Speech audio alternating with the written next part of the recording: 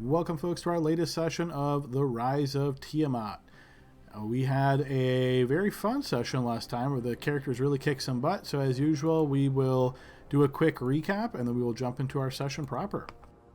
So, team, you'll likely recall when we started last week, you guys were in the lair of Arathator, which is this great white dragon that you had learned about. You guys had just had this section of the area that sort of gave way, and ice rained down, sort of already falling down this big hole down to another like sort of sub level.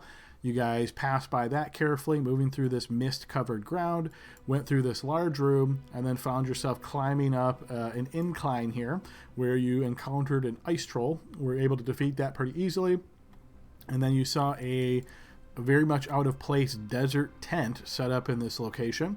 You guys approached it, popped inside, noticed that there was a tiefling woman, the likely Macath, the one you were looking for, along with two kobolds. And kobolds you guys obviously had already fought before.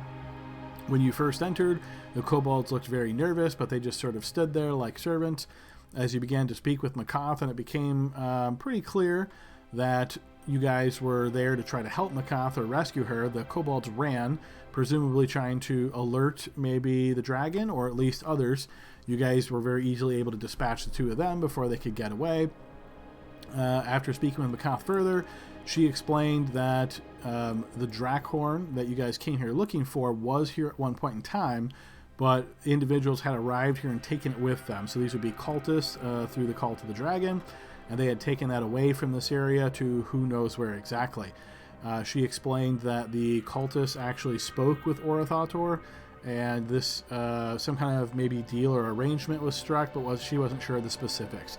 She also explained that she has actually been down below to where Arathator's lair was, but when she was there, he was always watching her very closely, never let her out of his sight, so she couldn't tell you how everything down there looked, just the sort of basic overview. She also explained that she could provide a little bit of assistance to you guys in the form of a traveler from some time ago had arrived here to speak with the tribesfolk, the ice hunters, and sort of fell in love with their culture and became their shaman. So it was something where this individual was an outsider and slowly won over the ice hunters and actually became their spiritual leader. After the dragon then arrived and started terrorizing the ice hunters, that shaman decided to try to take action into her own hands, presumably came down here, seeing what she could do, realized that this was way over her head as far as being able to scare the dragon off or even being able to save the ice hunters in any way. Worked with Macath to essentially seal her away in an object that allowed her to be in almost like a suspended animation that she could be called up at a later time. So with this help offered, you guys agreed, and Macath used this object, breaking it open in order to release this individual.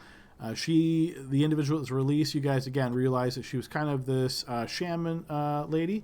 She explained that she had arrived here and gave you guys a little bit of a back explanation, told you that she had a little bit of magical healing abilities to her, and also that she could shapeshift. Her name, she told you, she goes by Misty, but it was actually Invigorating Mist was the name that the ice hunters had given her.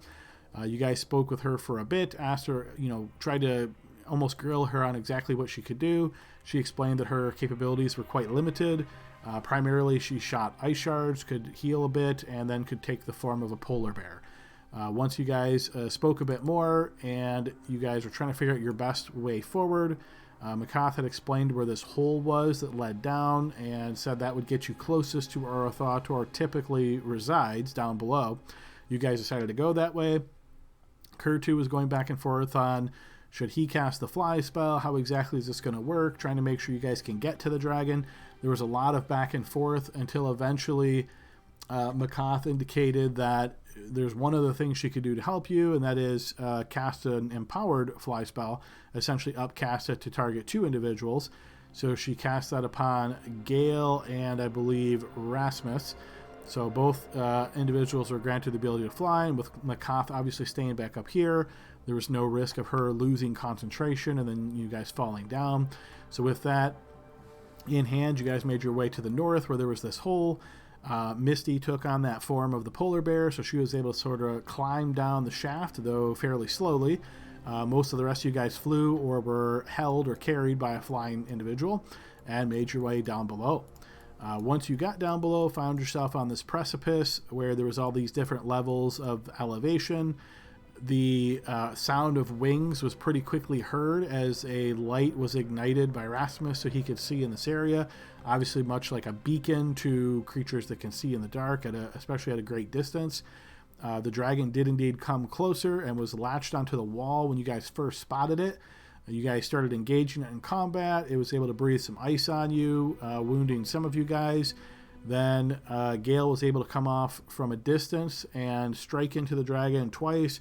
Action Surge hit the dragon another time with that dragon slaying sword, which was very effective, hurting the dragon very bad, at which point Gale then kind of got away a distance, trying to make sure not to be lined up or at risk of the dragon. This allowed the dragon to have an opportunity to flee, and the dragon was near death when it did that, flying down to the waters below, taking the opportunity to fly and dash to get away, diving into the waters and swimming very effectively with those massive wings and out of line of sight. With this complete, you guys took a moment to congratulate yourselves before spending a bit of time looking at this treasure that you could actually see on this ice sheet. You guys noticed there was a bunch of coins piled near the top of the sheet, and then there was all these different objects buried down below. So you guys decided to spend a few hours here actually carving through the ice, digging, using a mining pick, I believe it was, and just doing the best you could to get through this stuff. You guys did manage to find a few different objects in this hoard. You could tell there was definitely additional things down below, but much deeper. That would require significant more digging out to get to them. You decided you did not want to spend this time doing so and decided instead to make your way back up. So Spectre was able to use a rope trick spell that was able to go up the length of the icy shaft, and you guys climbed back up, collected Makath, who was busy trying to grab together all these different writings, all this stuff that Orathator had presumably stolen from the Arcane Brotherhood, as you guys had learned that previously. Took all of that material and made your way out of here to the village proper, informed the Ice Hunters everything that had happened. We sort of glossed over this a little bit just to try to leave us at a good spot, but you guys spoke with the Ice Hunters, let the chieftain and the shaman know. They were now prepared, knew what was happening, and decided that they were going to actually leave this iceberg to try to get away from the reach of Orathator when he will very assuredly return once he's back to full strength. So they sort of started making preparations to leave. You guys got back on the boat and let the captain know to basically move as quickly as you could away from this area. And that is where we left off. So that's a quick recap. Anything I missed here, guys? Anybody would like to add?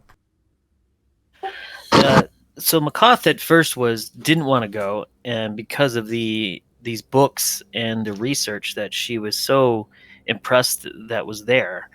And obviously it took too long for us to figure this out and talking with her, but a win-win came about. And so before we left, we made sure we grab all those books and she get all the knowledge and she could report to the Arcane Brotherhood.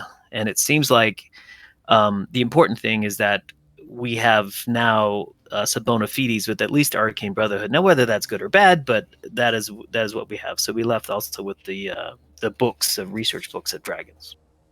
Yes, yep. Go ahead and take inspiration for that, Gale. So yes, indeed, the Makath was not very wanting to leave at this point. A little bit surprising because Makath was indeed a prisoner of Orathator. But as you guys sort of dug in on that, you discovered that this research opportunity, essentially her having access to all this stuff, she said, she was sort of a lower level member of the Arcane Brotherhood. She'd never be able to see this stuff just through asking for permission. So the fact that it was here and she had access to all of it, it was an opportunity she could not pass up, even if it meant her life. So once you guys informed her that the dragon was routed and she could leave here without being attacked by the dragon, she decided to take you up on that offer and leave with you. Yes. Anything else anybody'd like to add? Yeah, we decided on about 6 hours of chipping through the ice in the lair because we saw things that were frozen within it. And We made off with some pretty good loot. Most importantly, we found 4 magic items. Kind of high level that we know they're magic items because of the table we rolled on, but we found that scimitar, the studded leather armor, the chain shirt, and then the ion stone. So that's something we need to look into when we get back to Waterdeep. Yes, indeed. Already mentioned the items, but because you went through the specifics of exactly what was found, yeah, go ahead and take inspiration. Yes, indeed. Scimitar, studded leather, chain shirt, and that ion stone. And yeah, what exactly those things do, you guys aren't quite sure yet, but certainly must be of some interest if they were buried by the dragon here in this thick layer of ice. All right, if there is nothing else, then let's get us back to our Sea of Moving Ice map as you guys are currently on the vessel, making your way through all of these chunks of ice back to Waterdeep. So you're still on that same day that you have left. You know that there's going to be several days of travel here. So just as a reminder, let me take us to our big map.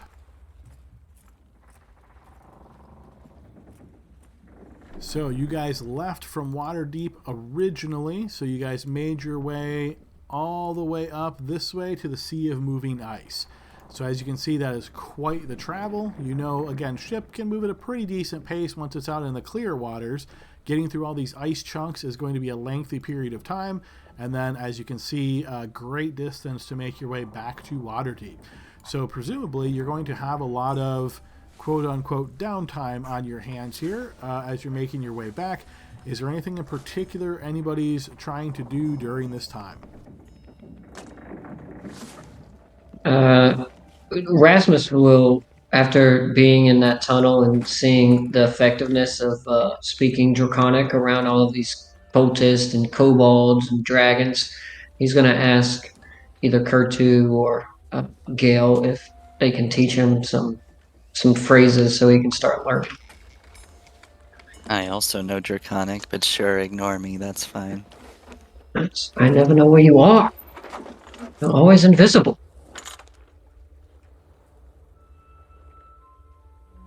Hey, Adam, I don't have any too many spells left, so I'll keep those, but I will help make the food taste better if that's at all handy to the party.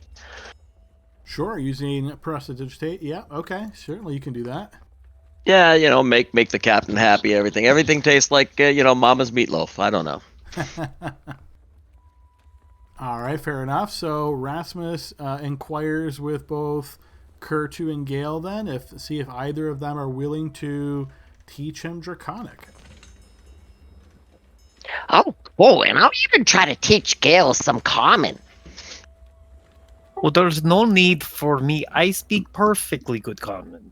You understand me, don't you? Yes, but I didn't understand you. What did you say? see, understand and speaking it correctly are just two different things, Gale. Your Elvish is immaculate. Oh, thank you. Well, of course, it's a native tongue, but your Draconic could be equally as good.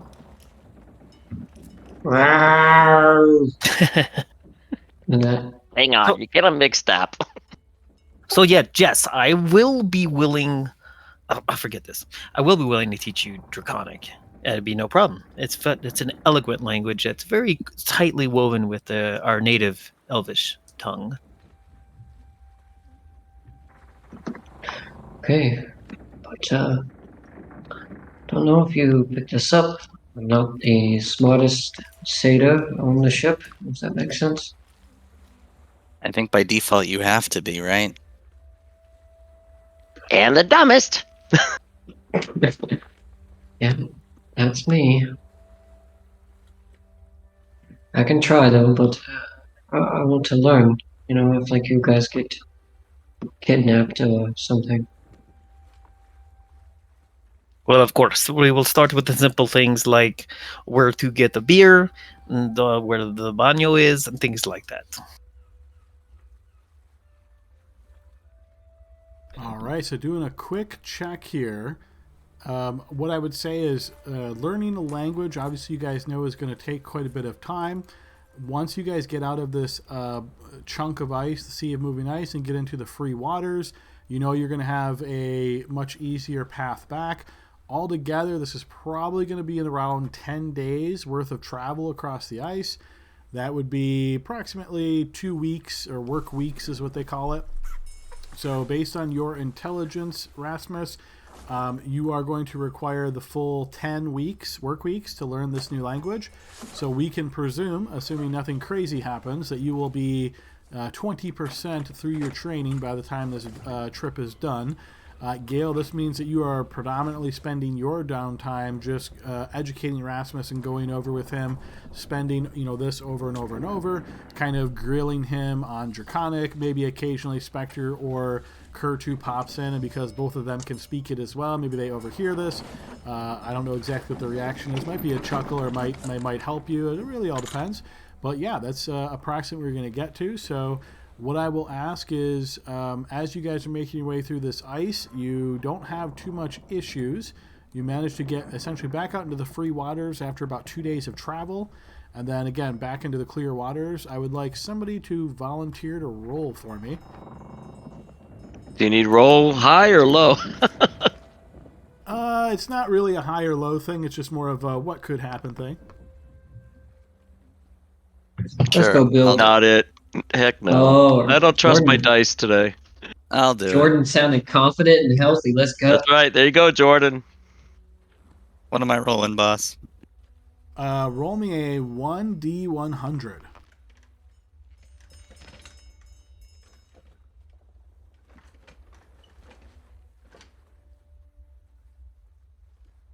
Okay, so as you guys are traveling on your third day here, making your way predominantly along the coast, as that seems to be easiest, I would like everybody to give me a blind check. Uh-oh. I fucked it up already, boys. We had to drag our tokens, right? Yeah.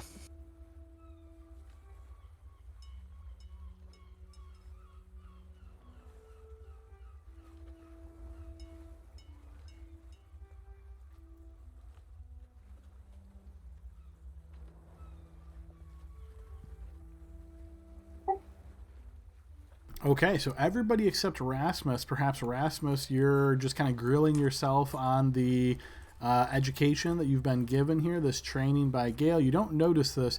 The rest of you, at one point while you're above deck with the captain and some of the other crew, you notice off in the distance something kind of like on the horizon. It's so far away, it's hard to make out what exactly it is, but your first thought obviously is some kind of other vessel because it seems to be above water. It's at a great distance, so yeah, it seems to be maybe another ship. Hard to say exactly how far, but it's not exactly in your path. You can think of this as southwest of you, and you guys are kind of in a southeasternly facing or heading.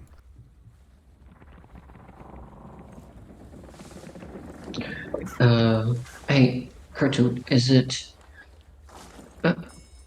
how do you say bathroom one more time? Bathroom. No. What are you guys all looking at? Do you think the captain has seen the ship too? Hey, Captain, do you see the vessel and the water? You notice the captain at this point sort of turns and looks towards you and keeping his head down much as he did before. I haven't seen. What do you see?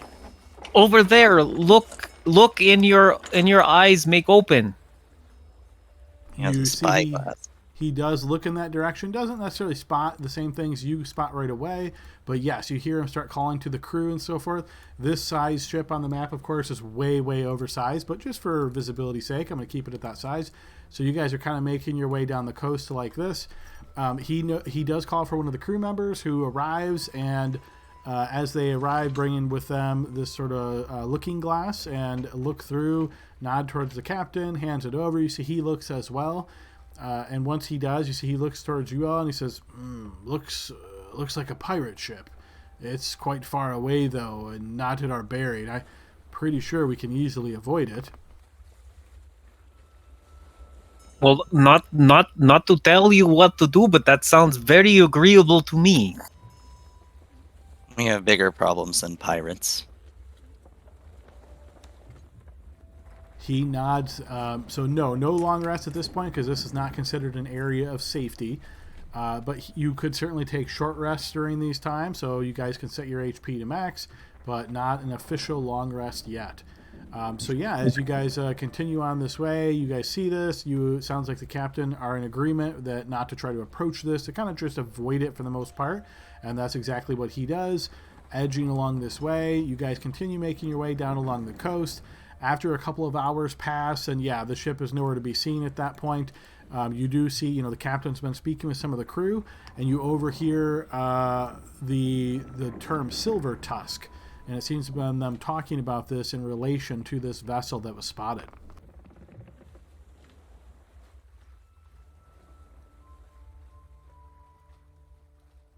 So Adam, I did a short rest. Excuse me. Yep, yes, absolutely. You can do a short rest. Like I say, set your HP to max and restore anything that we need there. Because it's every day, are we assuming that we're at 2 out of 2 for today? Yes. Could we have done that before? Okay. All right, yeah, you guys continue. Another few days passes by as you guys are going through the efforts of trying to teach Draconic still to Rasmus, and I'd like another volunteer to go ahead and give me a roll. I already did it. It's someone else's turn.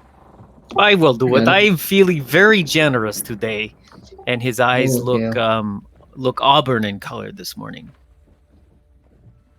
Okay, D100, please, Gale.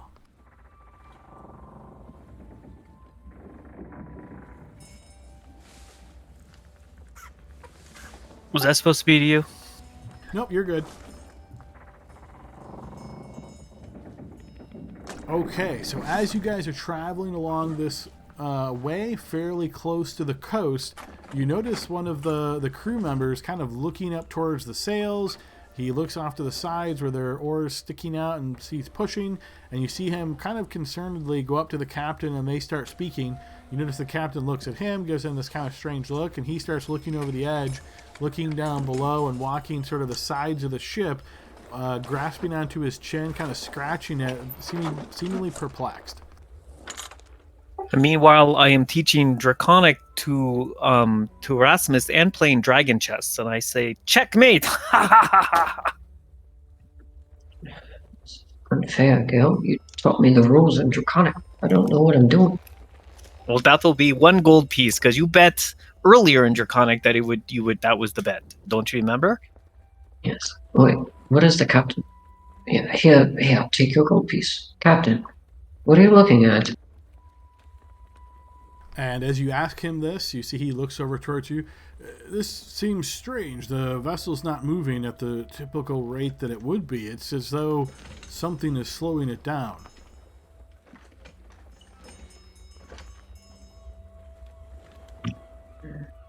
Have you experienced this before? A ship being slowed down? Yes, of course. That's why I'm trying to see if there's anything attached to, if maybe we're dragging heavy weeds, something like that. I don't see anything so far. Rasmus will start walking towards I can't remember the actual ship turn, but the back of the boat where the rudder would normally be, and he is going to stern, and he's going to lean over and see if he can see anything stuck to it or holding it up. Okay, yes, go ahead and give me a blind check.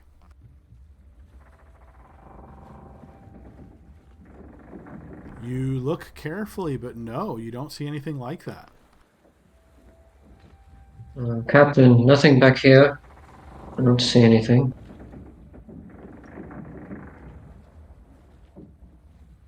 And I will go in the front of the ship to see the anti-stern.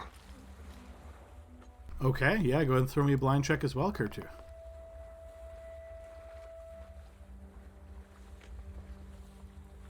You also see nothing.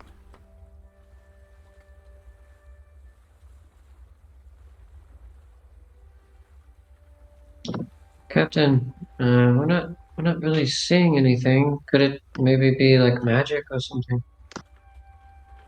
Give me a moment. Let me see. Sometimes it's difficult to make these things out. You see he continues moving up and down the side of the ship, checking out all these areas. You see him calling out to other crew members. Do you see anything? And you see that kind of scanning around, looking, and eventually you see a crew member look over the side and has this absolute shocked look in his face as he steps back, and his mouth just, bah, bah, bah, and he's just muttering as he points, his hand shaking very badly as he points towards the water.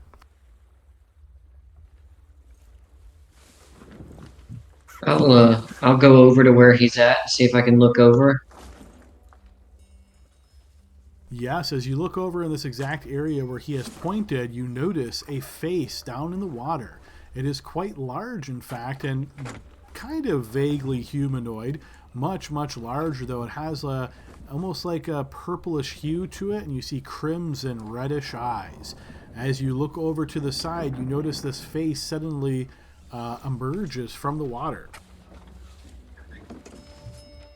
As it does so, again, you can see it is dressed in these flowing clothings. Almost looks like it's wearing armor of a sort. And you see as the head pokes up, a booming voice suddenly echoes from its mouth, where you can see water just peers around the sides, just sort of falls down into the sea. And you see as the voice rings out to you, it is sort of soft but also booming as it seems to cover across the entire ship. Slow down. I would like a ride. Who are you? You notice the head sort of moves up even further now, revealing some of the neck. And you can see these long purplish sort of braids that hang out down the side through the clothing. And you see it cocks its head. You recognize it as vaguely a female form. And you see as she cocks her head, she says, "That's an odd way to greet somebody that has slowed your ship down. Do you agree to allow me to board?" It's not my ship, lady. Let me Then ask the why are you captain. speaking with me? Captain, she wants to talk to you. You notice the captain looks at you guys and does this gulp and kind of slowly walks over and looks down into the water. And you see she turns her head towards him. And you see she is speaking pretty loudly, but his responses are quite this sort of muttering, and he's having a really hard time like getting his words actually out. You see he looks back at all of you. I think we should let her on deck. This is asking nicely. Does the captain? I don't know how much Rasmus has in terms of knowledge of people being like under someone else's magical control, but does the captain's body language seem, other than nervous, does it seem unusual in any way? Give me a blind check, see if you can incite something like that.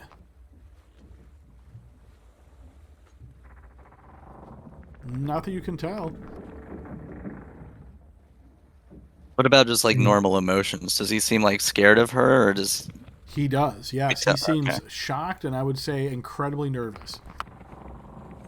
Captain, do you know about her people, or do you know her specifically? He shakes his head very little. Like you can see he's trying to make as little bit of movements as he possibly can, but you certainly get a no gesture from his head. Okay, I'll tell her to come up. Hi, lady. Thank you for greeting with us. Come on up, please. We'd like to meet you. You notice she reaches her hand now, which crests the waters and comes towards the edge of the vessel. She doesn't exactly grip onto the side of the boat. It's almost as though something else is propelling her forward. But her hand does rest on the railing as she pulls herself onto the ship proper. Do we notice if the ship picks up speed once she's in the ship? Not immediately, but feel free to put yourself where you'd like to be. Where could you show us where like we were? Okay, perfect. Oh, she's very large.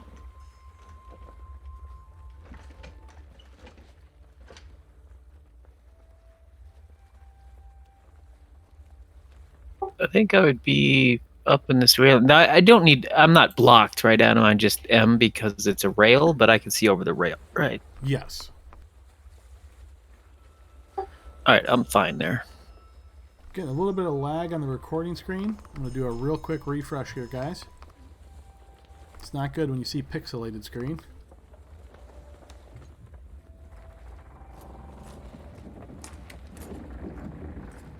Alright, hopefully that will resolve. But yeah, so as she makes her way up, you can see she definitely has a full body here. You can see it's not as though she's like half water or anything like that, but clearly very capable in the water. As she steps upon the boat, you would expect it to sort of surge or shift one way or the other, but it seems as though perhaps she is quite light on her feet. Where are you heading to? Maybe we're going in the right direction. You see she turns and looks down towards you and actually brings her head forward, trying to look at you. As she squints. You are so small. I am heading south, little one. Well, it's very nice to meet you. I'm Kurtu. You don't see any weapons upon her. You see she reaches her hand forth and pats you on the head, Kurtu. As she does, you feel this pressure. It's not like massive like you'd expect. It almost feels moist. And sure enough, after the pat is done, you feel like your entire head is just covered in water. And she says, "Good to meet you, Kurtu. I am Tressica." Such a nice name. Captain, this is Tressica. Let me introduce you to our captain here. He's giving us a ride. And you notice the captain here kind of approaching, and he does this deep bow. It is with great honor that I welcome you to this vessel. Please, make yourself at home. And you notice she just looks at him and gives him this very briefest of nods as she does just that, kind of moving about and perhaps getting comfortable. Is there any more of your people down below? Do they need to come up too? I travel alone. Okay, we just didn't want to be rude to your friends if there were any. It is quite all right. And yes, now that this strain on the vessel seemingly is gone, you do notice a pretty quick uptick in the speed at which you're traveling. So, Kurtu, where is this person going? What happened? I was playing chess, and now there's a giant water person here, seeming nice. But where is she going? Tressica, I hope this isn't rude or anything, but I don't know your kind. Do you mind if we ask? I've never seen your kind before. You notice she presses herself against the railing and leans over a bit, looking down upon you. You are not familiar with my kind. Oh, well, we are not very common, especially amongst your kind. We tend to stay either in the clouds or in the waves. Yeah, I'm a kobold, and I'll be honest with you, us kobolds don't really go in the water too often, so, She looks at you and you see she cocks her head a little bit. I would recommend against it. You are so small. So many things down below would find you a tasty morsel. Don't you know it? And I love to eat, they love to eat, I just don't want to be eaten. You see she nods. Yes, I would agree with you. And you see she looks up at the sails now, and you see she cocks her head and says, I wonder. And you see she reaches back, and you notice suddenly a javelin made out of wind, and massive in size, suddenly just coalesces as she throws it right towards the sails. And you see the wind suddenly picks up and then tears the sails completely off. And you can see they just start fluttering in the air before hitting the water. And you see she puts a hand towards her chin. I thought they'd be able to stand up to that. Oh no! What? How do we fix it now? You see the vessel is coming much slowly, right? It's like slowing down essentially as this occurs. You notice the captain looks up at her and he's still shaking a little bit. That's okay. It was a good thought. Yes. Trouble yourself not, lady. We will do what we can. The men just need to oar harder. Adam, when the sail ripped off and flew into the water, how far away is it now? Probably 70 feet or so from you. Is it like in the direction we're traveling? One of them is. The other is more off to your west. And they're still atop the water right now? Yes.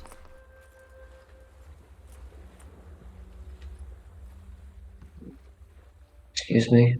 You think you could maybe go get those sails for us? Who are you directing that towards? The big lady? Give me a blind check as you try to persuade her of this action.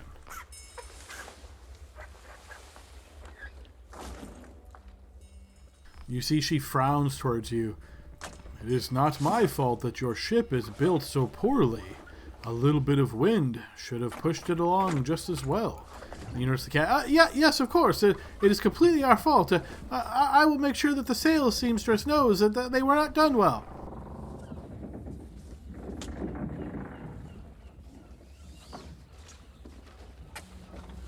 You notice she looks off at the side of the boats and looks back up at you. Perhaps you all should get down below and oar. This is moving very slowly. Well, where are you going? And I'm glad to help you, but you catch a ride on our ship, and now we cannot go anywhere. So sorry, we cannot take you where you need to go now. You see she looks down to the sides, says, I see oars. People down there pushing. You can go. Just need to be stronger. Well, I will, in my wonderful new Ladron state, be happy to help you in your need. Well, I guess, guys, I'm going down and try to help the oars so we can ship faster. Yeah, let's go down and talk about some stuff. Jessica, to be honest with you, I've tried to help them with the oars before. They said I got in the way because I was too small to really get a good grip on them. So I'll stand up here and be helpful. You see she looks towards you, cocking her head once again. Yes, of course. I did not mean you. You are obviously far too weak to help. Well, I mean, for Dragorn, I'm strong, but still not nearly as strong as my friends and the other oarsmen. So I'll go down and whoever's coming with me, I'll say, man, it's such a shame. We tried to help her and our sails broke. We got to do what we can to help her. She seems like a nice person. Yeah, well, I assume we're like downstairs now. Yeah. Yes. Yeah, well, it kind of seems like she's got a lot of power to her. She was able to basically drag our ship to a stop, so I mean, we piss her off too much. Well, even the most powerful people need help every now and then, right? What I mean is, if we piss her off, it's gonna be a bad time for us. Well, there's no intending to piss her off. We're going to give her a ride. I grab oars and start rowing. Wait. Why are we helping? That captain's obviously scared. Yeah, and he knows more about this shit than we do. So. Well, all I know that if there's someone in need, I do everything I can to help this morning. We do what we can to make this problem go away. You got the helpful Gale today. Sorry, guys. Lucky us. In Draconic, I'm going to try to say, bunch of bitches. And I'm going to go back upstairs. But I don't know if it comes out right.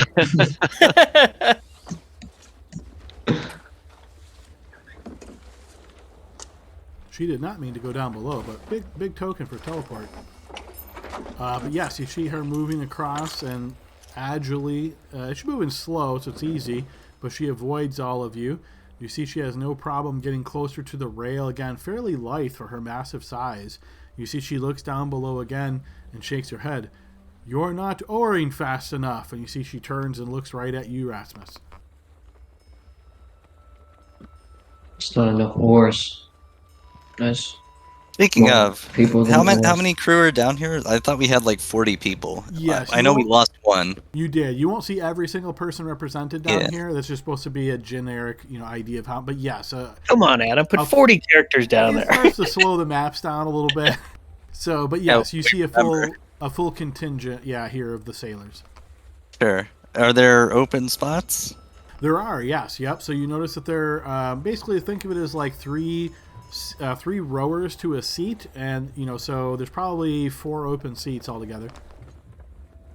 Convenient. Move over, Gale. Let's do this shit. That's a great attitude. So we go at the same time. Ready? I'm known 1, for my attitude. 2, 3, now! I let him do it by himself. And you don't find it particularly difficult, Gale. Like, it's pretty easy to oar. But yes, you start to, it's like repetitive, like 5 minutes pass by, 10 minutes pass by, and you start looking and wondering, gee, I mean, is this what everybody does all of the time, Like, this has got to be a really just boring life to be doing this all the time.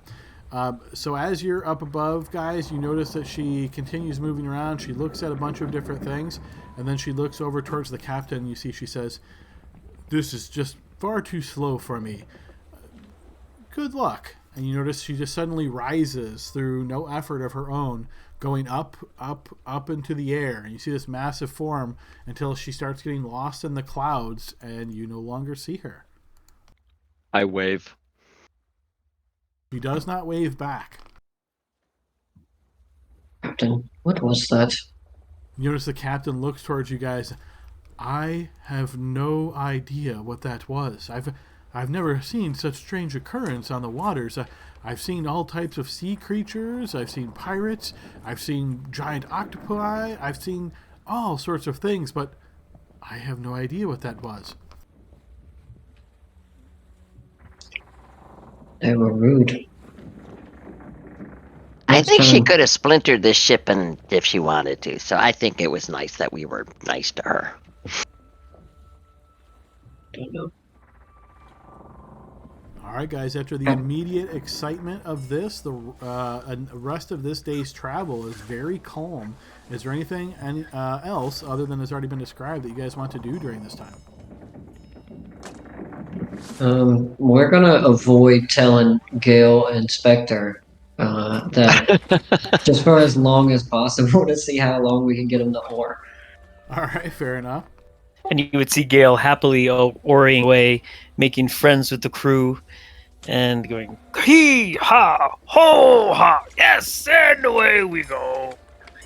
At first, you can tell the crew's a little bit like standoffish with you. You get the impression that this is very out of line, that, a passenger comes down and helps oar. But after like an hour passes by and you're still helping, eventually they start to, maybe loosen up a bit, and you can hear them telling really bad jokes, very dirty, like lewd jokes down below, and just to pass the time. Some of them, depending on your sense of humor, might not be particularly funny, might be more along the crude line, but they all seem to, for the most part, laugh along with this. Or you hear some of them say, "Oh, that was terrible. That's an absolutely terrible one." But then time goes by, and then someone will be like, "Yeah, that one was really bad." Like, you can tell they're all just trying to pass the time as best they can. All right. Now,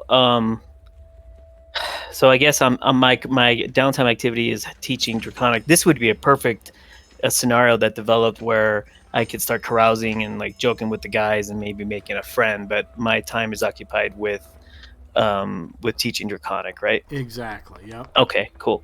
But yeah, that's exactly what you're thinking of. That certainly would be the case. But yes, so after you oar for a bit, you make your way back and continue those lessons. And yeah, guys, so the rest of this travel seemingly is uneventful from a crazy things happening perspective. Obviously, you get different days of good weather, bad weather. You guys spend maybe some time fishing. Some of the crew does that as well, cleaning the deck, all that kind of fun stuff. But it's fairly uneventful before you make your way back to Waterdeep. So after a total of 10 days of travel, making your way all the way back to the city, you find yourself at the docks.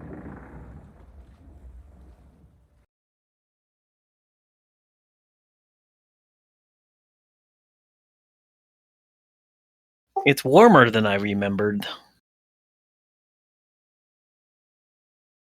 All right, Macath, who's been with us the entire time, where are we headed? Where do you need to go to Yes, rejoin your Arcane Brotherhood people? Makoth has been down below for the most part of this travel.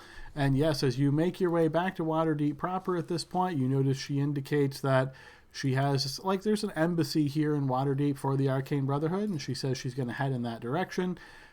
She doesn't seem like she needs you guys to aid her in any way.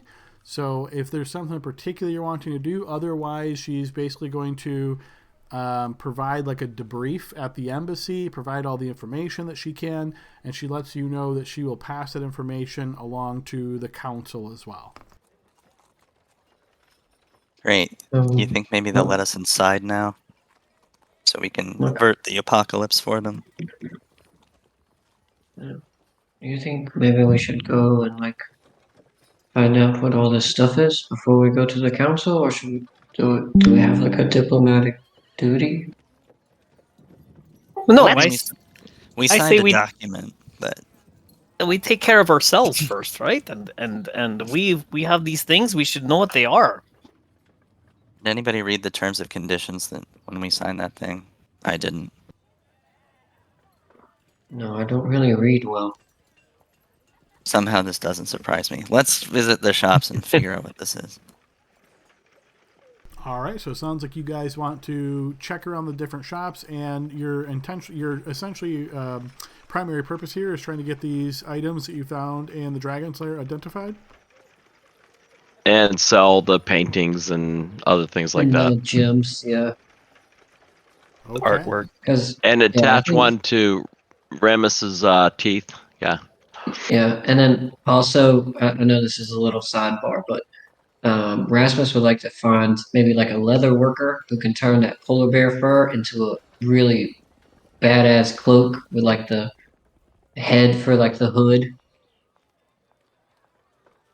Okay, sure. So it sounds like you're sort of leading this effort here, Rasmus. Go ahead and give me a blind check.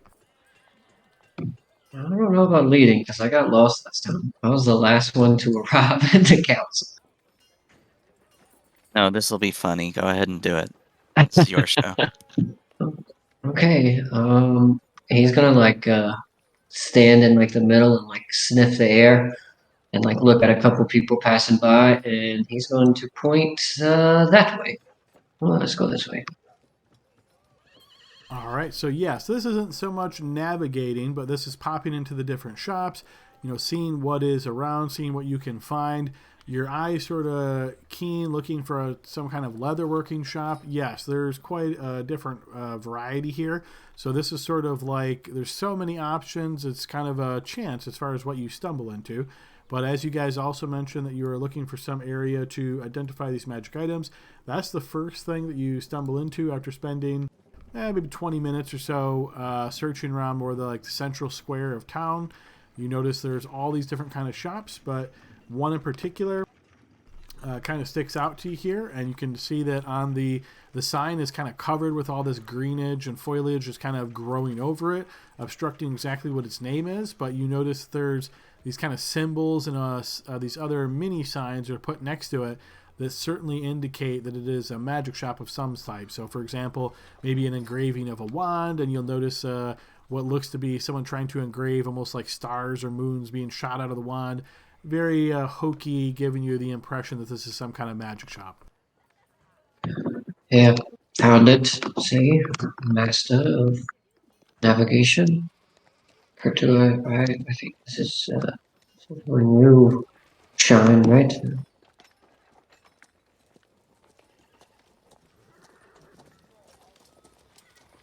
I did not understand in between your echo. That stinks. This is what you're good at, right?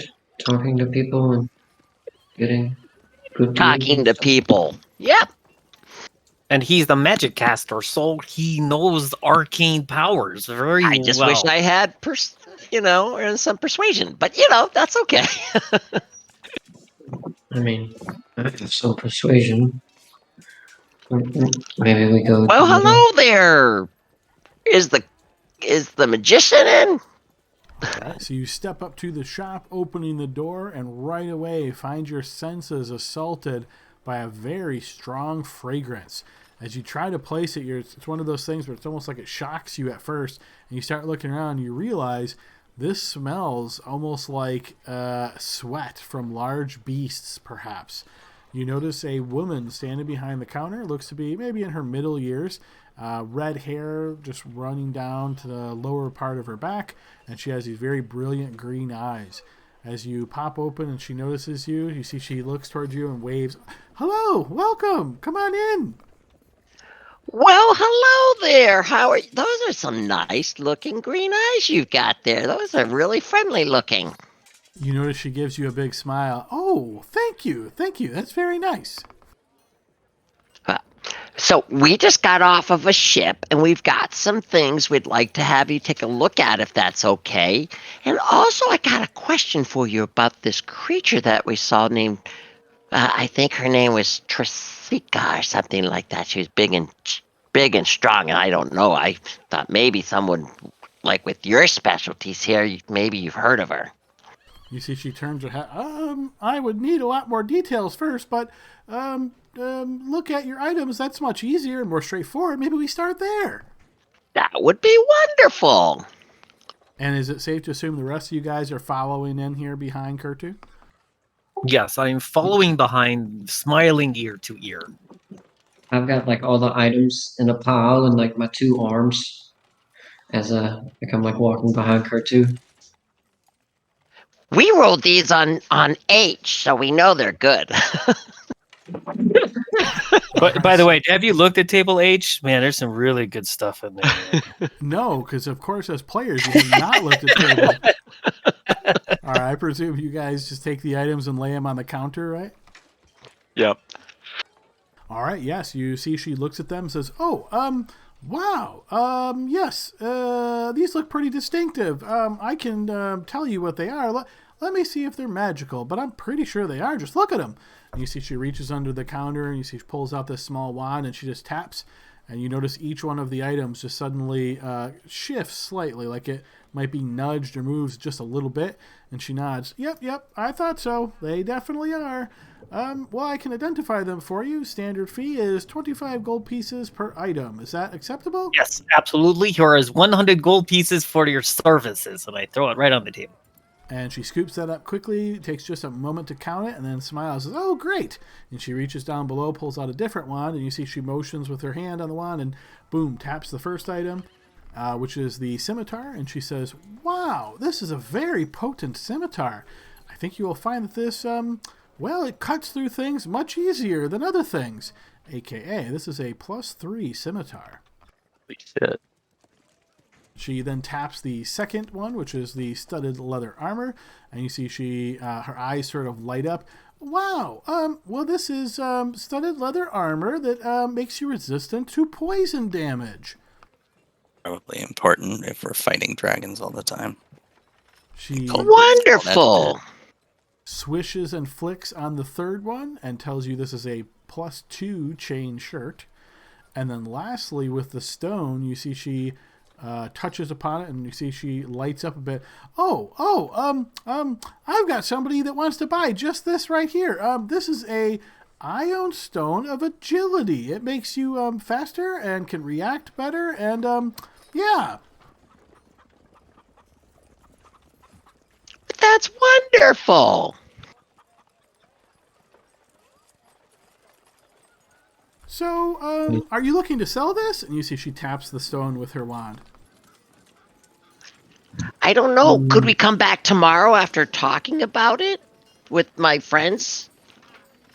And you see she looks towards you and gives you one of these looks.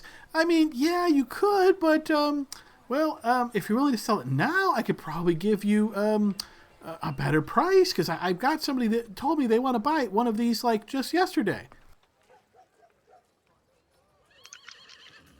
But What's the price? Yeah. Oh, I could probably get you about, 40,000 gold pieces?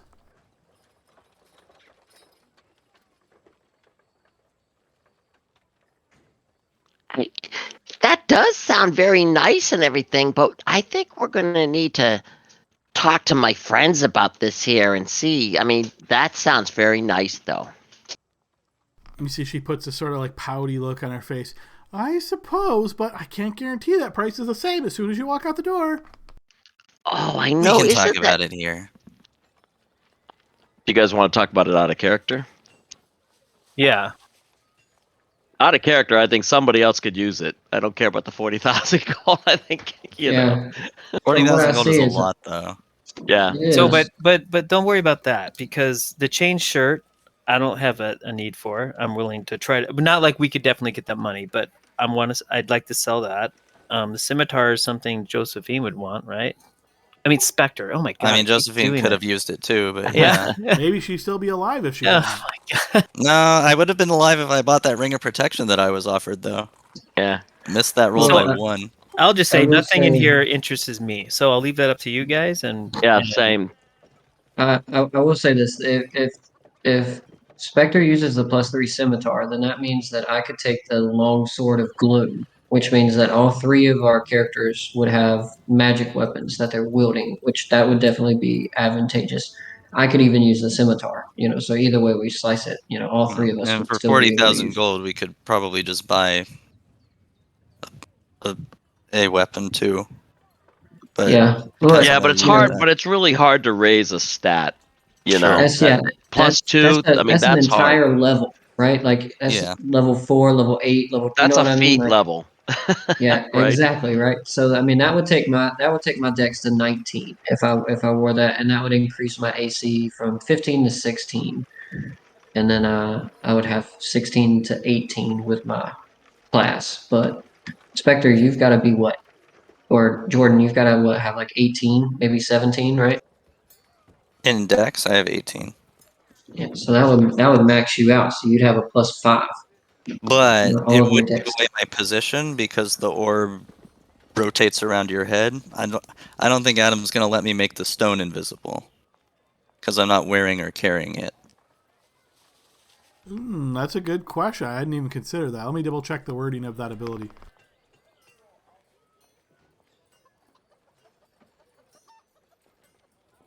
I think it just says I am invisible to anything that relies on dark vision. I don't think it says, which usually implies that things that are wearing or carrying, because otherwise you would just be. I think it has to be the stuff you're Yeah. wearing, right? Like, Yeah, that's pretty for sure. clear. Because otherwise, they just see. Otherwise, you equipment just be a moving. suit of armor. Yeah. Right. However, if for me the only thing that the Ion Stone would do it increase some of my stats and like checks, but it wouldn't do anything for my attacks. So there's that. Yeah, Jordan would get more out of it. If Yep. the attacks are dex based. Exactly. But I'm But, with Brian. I don't have anything here that would really benefit me much. So you guys do whatever you're going to do with it. But I would say you just don't give up a +2. Especially if it. I mean that's like a feat level. So yeah. If it doesn't benefit us at all to have it, and if it like in Jordan you can wear it while you're invisible, then that would move you to 20 for your dex, and so Mhm. that would be pretty good. I'm a long way from NASI from the multi-classing too. yeah. hmm I think and especially if she's trying to hop on it for 40G, that's a lot, and and it's obviously very rare based on what I'm posting there. So I mean that would be We a big don't know one. that though. Carried Yeah, it. I know I don't have one in my bag of holding. But I think we can. I think it's implied, right, that it's pretty valuable Yeah, if she's just yeah. willing to dump 40K on it, like no questions Yeah. asked. So I can do more research, but for a quick snap decision, I would say the stone would not become invisible. Now, obviously, that wouldn't make Spectre visible, right? Like, she'd still gain all the benefits from the invisibility condition. But they would still know exactly where I am at all times. They would still know something's in that area. Not necessarily they would. It all depends how it goes out. Like, if they see you once and then you back into the shadows, yeah, they're pretty much going to know that's you. Mm-hmm.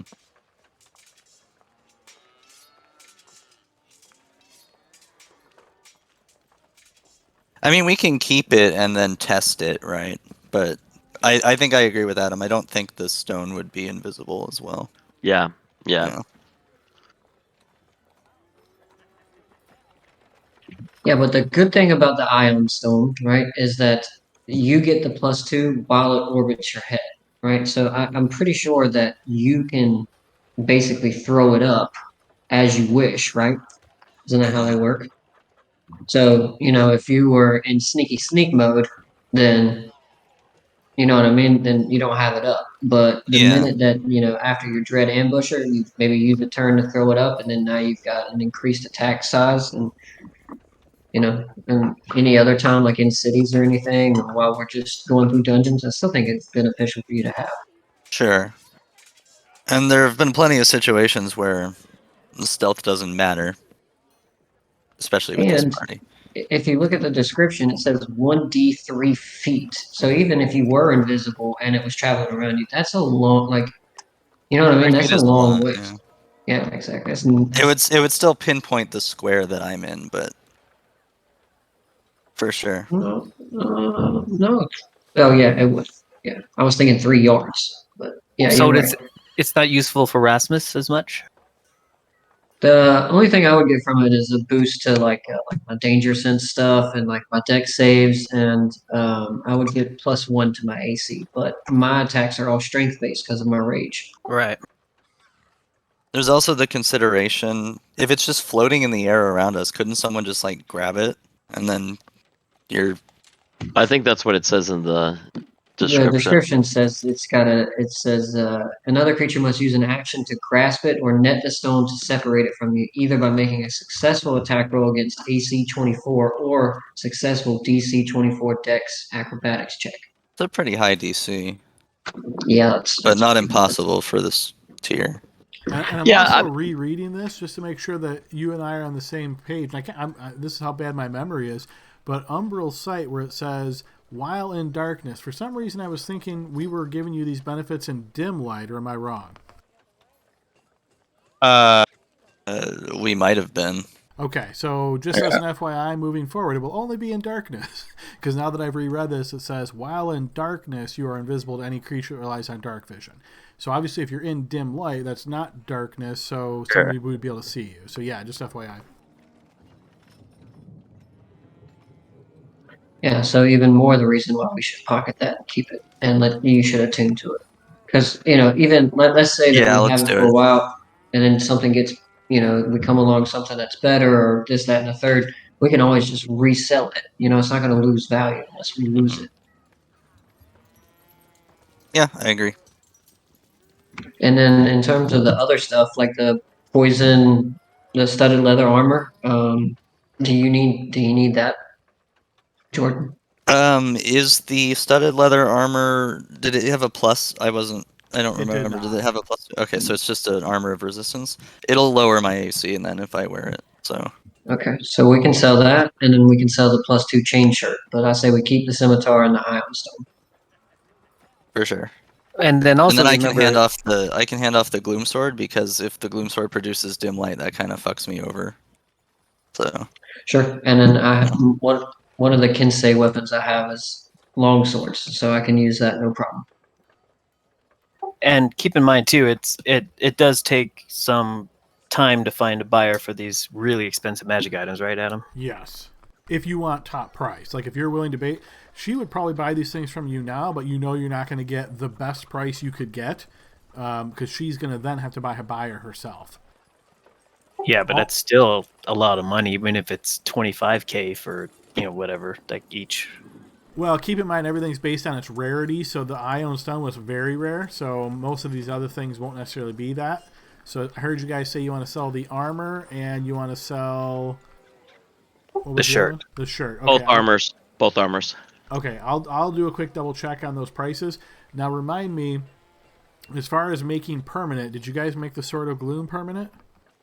Yes. Mm-hmm. yeah, we did. Okay, and then I noticed you guys had one other item as I was just looking through the handouts here. The skull bracelet. You guys also found that down below. Did you guys? I don't remember you guys making that permanent. Did you? No. No, it died with Leroy. And Adam, if you go to the treasure distribution and roll up you'll see converted from bottomless dungeon, and then there's a list of all the items. Okay, perfect. That's what I need. I'm on it. Figured that would come in handy in the future, so I might as well put it down, Yes, yeah, absolutely. Okay, yeah, perfect. All right, so the skull bracelet, you guys don't have that anymore, so I'll remove access just so we don't get confused that you guys have that. And yeah, okay, I think we're in good shape then. So let me just double check prices on those items.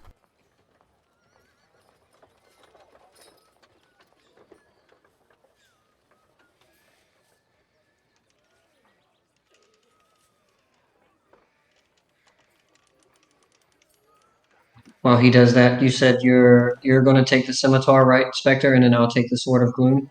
Yeah, I looked at it and it's a finesse weapon, so yeah. And by the way, the Sword of Gloom is a rapier now, so I don't know if that changes anything for you, but You can use a rapier for strength. yeah. It's an option.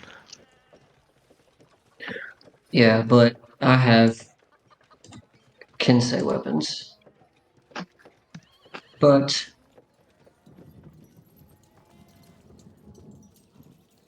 Did you pick rapier as one of your options? no, battle axe, hand axe, longsword. So then you There wouldn't be is able to use there it is as a still monk the weapon yet. there is still the dedicated weapon feature that you could. I think that's across all monks, so you could make the rapier your dedicated weapon.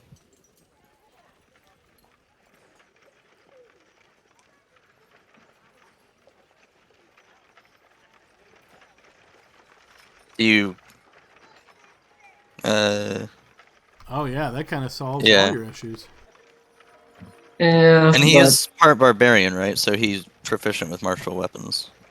yeah, So that but works. here's the agile parry feature comes with only using your Kinsei weapon. So that would be what I Sure. would lose, but it's okay because I still have my battle axe, so I can go between the two. You know what I mean? Sure. Okay, so for the armor of resistance, if you wanted to sell that right now, she'd give you 1,000 gold for that. Sounds great. Anybody No, disagree? no, we'll probably get more money if we go to an armor person or something. For the chain shirt, 10,000 gold.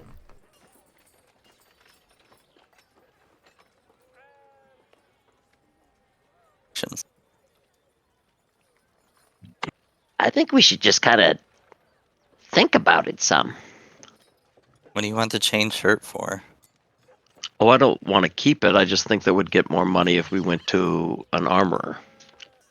And I'll just tell you from a vague idea, the price that you're going to get when you try to sell right away is always going to be significantly reduced. If you take the time to actually find an interested buyer, aka basically you spend significant amount of time in a town, like shopping it around, then you're likely to get a higher price. And we can always just, once we figure out what's going on in this town, we can always figure out, if we should sell it sooner, right? If we need to leave town or something. Sure, yeah. You definitely don't have to sell right away. You can definitely wait and decide later. You know what I've always wanted to do, and I've tried to do this with Brandel, was to get a tattoo. One of those tattoos that's in the book. I never had one. I would love for Gail to try to find a tattoo place. I don't know how much they cost, but I would. They're basically like magic items that you could definitely find someone like that here in Waterdeep. Again, like I would say, if you go in and say, "Hey, I want this exact tattoo," you generally spend more because you're getting something on demand, right? Like right when you say, "I want exactly this," you're going to pay top price. If you're willing to spend time looking around, talking in the bars, "Hey, do you know any magical tattoo artists?" They connect you with different people. You spend some time, you buy some drinks for them. Maybe, "Hey, yeah, this guy's not so bad." They give you a discount kind of thing. Carousing. Okay. Yep.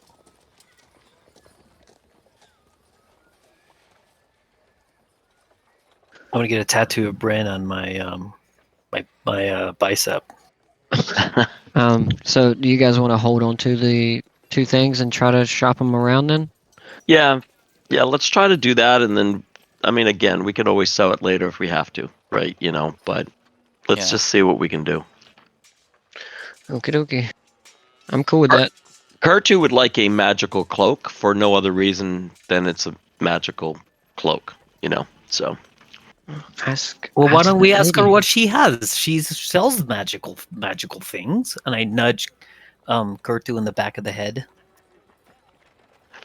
Yeah, that would.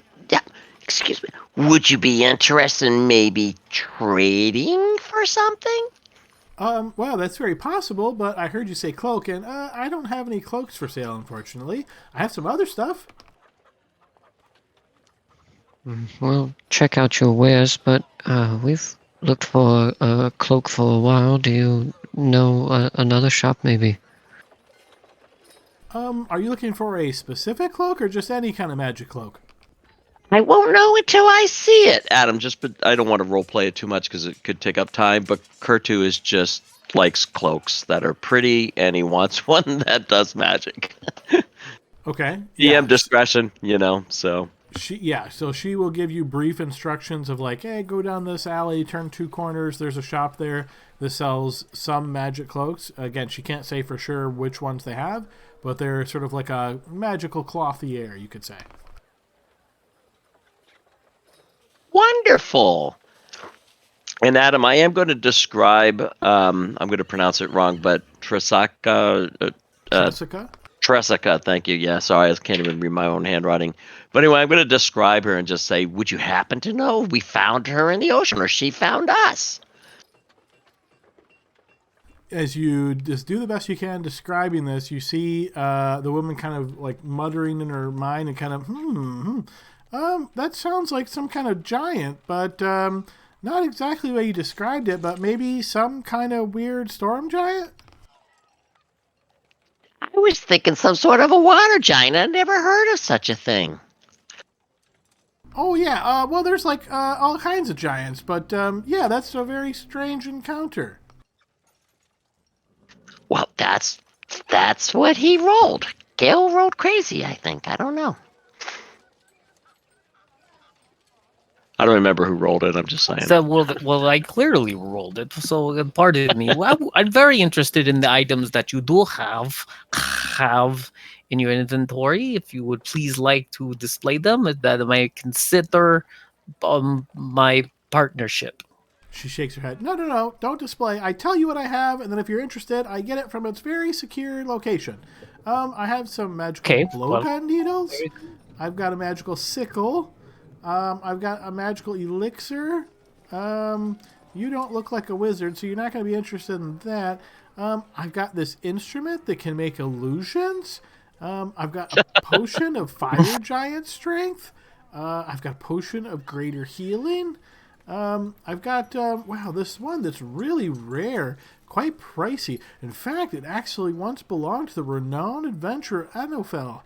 Defeated Zarama, the Worm Countess. You probably never heard of her, though.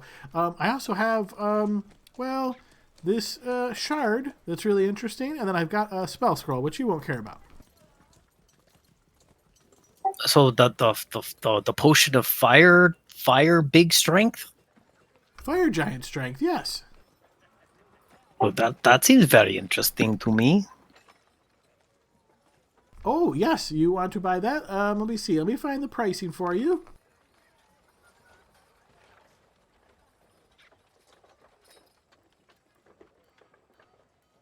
While you do that, I'll Google it. I don't even know what benefits it would be. Essentially, it sets your strength at a certain value. So for this one, it'd be 25. Sets it that for 1 hour. Oh, yeah. Well, that's very insignificant. You see, she looks towards you. I could sell you the potion for 4,000 gold pieces. Okay, that sounds like a fair price. I'd have to go to the bank and try to negotiate the funds, but that's really good to know that it's available here. For now, but once you leave, you never know. People come in. Very busy. That's because you've got a wonderful shop. You see she beams a smile towards you.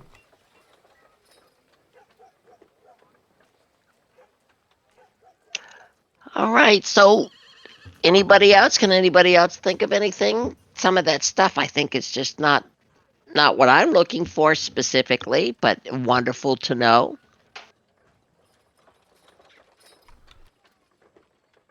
Well, I think I'm fine. We should go look for the cloak.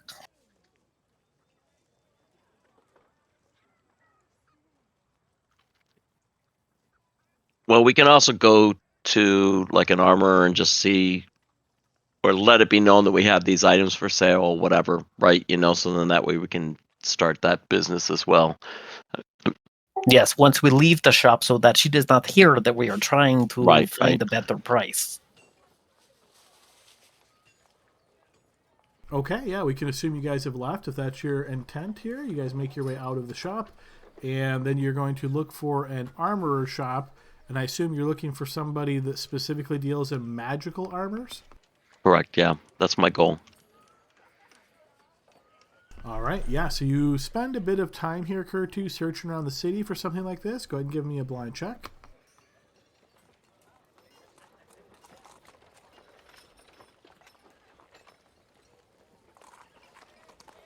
It takes you a good 2 hours looking through these different areas. Each time you turn a corner, you're like, oh, yeah, this is clearly what I'm looking for. You step up and realize, oh, no, that's just like a regular armor shop. You hear the sound of like forge work and all this.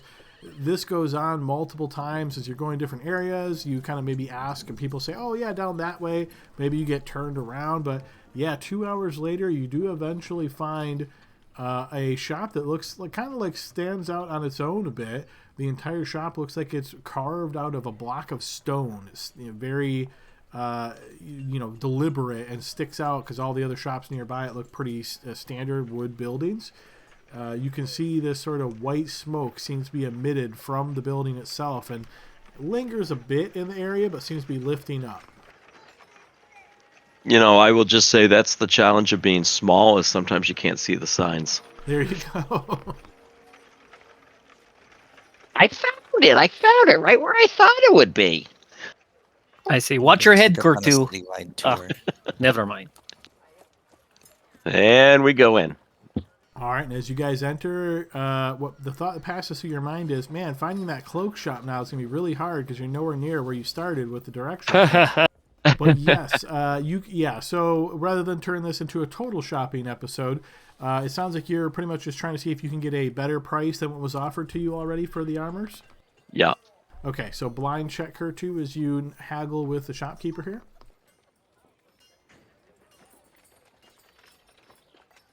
The shopkeeper kind of mulls this over and is willing to increase the offer by 20%. So they will give you $1,200 for the studded leather armor of resistance or $12,000 for the chain shirt. That is a wonderful deal. I say we should take it. Sounds good. Thank you. I knew, that is why when we were walking around town, people said we should come and visit you. You notice the shopkeeper here, which is maybe surprising, another human woman. You notice she's much more straightforward, doesn't really seem like particularly happy or outgoing. She just gives you like a nod, like, yep, okay. And just very, very small talk here as she writes you out a writ for the amount. You can see it is stamped with the seal of the Bank of Waterdeep and the seal here of Ethrin's Mystical Hauberks, which is apparently the name of the shop. And she writes this. Are you selling both of them? I think so, Yes. She writes it to you for $13,1200 then, and she will take possession of the armor and the chain shirt. Wonderful. And now, where would you since, you've already been so kind to us, where would you recommend, I can't remember the name, Adam, if you even mentioned one. where would you recommend us go look for some other cloaks and maybe some jewelry and things like that? Like a tattoo Oh, parlor. and a tattoo parlor. If you've got a friend of yours that does great tattoos. No stick and pokes. You I notice don't want she looks to you after writing this out. I'm not in the habit of giving instructions to my competitors, but look around. I'm sure you'll find something. Okay, I thought maybe if they didn't sell the same goods as you, but thank you. Do you provide tattoo services? And you see she goes, ugh, and spits on the ground. Fancy dancy magic. Not solid like this stuff here. Oh well, it's more of a tattoo to remember my sister by. It's very sentimental, mostly in value. And you see she just looks towards you. Sorry to hear. Go look for a fancy man out in area, sing and dance and tattoo. Oh, Wonderful. okay. We'll be back. Not. Was that actual area, Adam? I'm sorry? Did you say sing and dance tattoo? No, you could tell she Oh. has no interest whatsoever in this kind of art. So she looks down upon those kind of people, and she said, just go look for somebody that sings and dances and does tattoos. Okay. We're looking for an elf. Yes. All right, so you're looking for a cloak shop. So you spend a bit of time here in the city looking for something, and yes, eventually you are able to find some shops that sell a variety of things. You don't find the shop that the woman explained to you seem to be specific to cloaks or to clothing, perhaps in general. But you do eventually encounter a store that has almost like a general assortment of items, and as you inquire within about a magical cloak, the shopkeeper lets you know that he has a cloak that he says he calls it the dramatic entrance cloak, and he says you can just think about it and it will puff out and it will look really miraculous when you do. Yeah, but that's the challenge. Is I already look pretty miraculous when I walk in a building. Everyone stares at me whenever I walk in. So I don't know if that's helpful. Maybe not for the same reason you think. I wasn't going to say that, Jordan, but we're all on the same page here. You notice as you're mentioning this to the shopkeeper looks and says, "Oh, so you're looking for something a little bit more substantial. Does some fun stuff then. Well, of course, I could try to find something for you, but it's not like it's just lying around. Had to put a word in here there. If you want to put down a deposit, I can probably see what I can do." I tell you what, I'm a Dragorn. I don't know if you've heard of us before, but really that means that, as a magic user, we're kind of attuned to dragons and things. So I need something that's a little special, but not too pricey. Because but something great for adventurers. And I assume, again, all of you are in the shop at this time? Yes. I was gonna say, well, real quick, I was gonna say, is it possible, like while we were walking around, that maybe I found a place where I could go and sell off like some of the, um, just the layer object? Artsy stuff, yeah. Yeah. Yeah, feel free. If it's already in Discord somewhere, let me know. Otherwise, just put in chat so I can reference prices for you. But yeah, you certainly can find something like that. Okay, yeah. I'll copy and paste it for you. Okay. You notice the shopkeeper here, as you ask this, he puts a hand up like to his mouth to block what he's saying so you can't see Kurtu, but he looks over to you, Gale. He says it loudly enough, Kurtu, you can certainly hear. Maybe this is like some kind of weird tick. He looks towards you, Gale, and he says, he's just a kobold, right?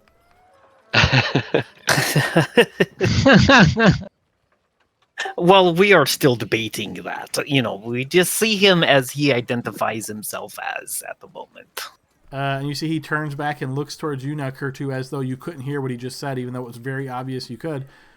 Oh, okay, the Great Dragorn. Yes, of course. Well, I'll see what I can find out. But like I said, I would need a deposit down because, well, you got to have some money to look around. You don't find stuff if you don't have money.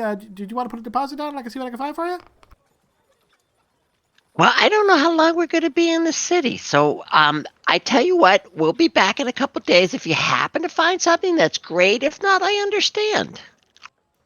Even if I do find something, I can't just buy it thinking that maybe you'll buy it for me. So I know. No.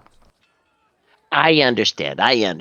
But, I'll be back because your shop is wonderful. Well, that's great to hear. You see he turns to you once again, Gale. You guys aren't coming back, are you?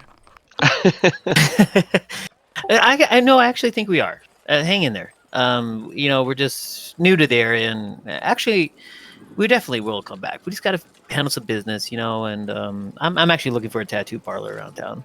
Give me a blind check here, Gale.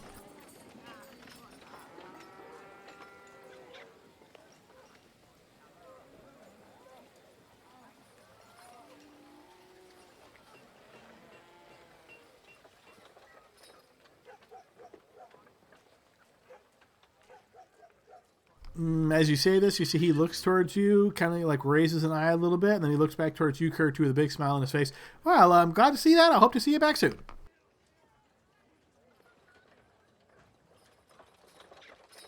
Wonderful, thank you. So do you know of any tattoo parlors that I remember my sister's sacrifice? And the way you ask this, is it clear that you're looking for a magical tattoo, or are you looking for just an artistic? No, definitely magical. Yeah. He writes this like on a little scrap of paper, and he hands it over towards you with a smile on his face. Says, "Follow these instructions; you'll find it right away." Thank you very much. And can I look at it and read it? Is it in a language I can understand before I leave?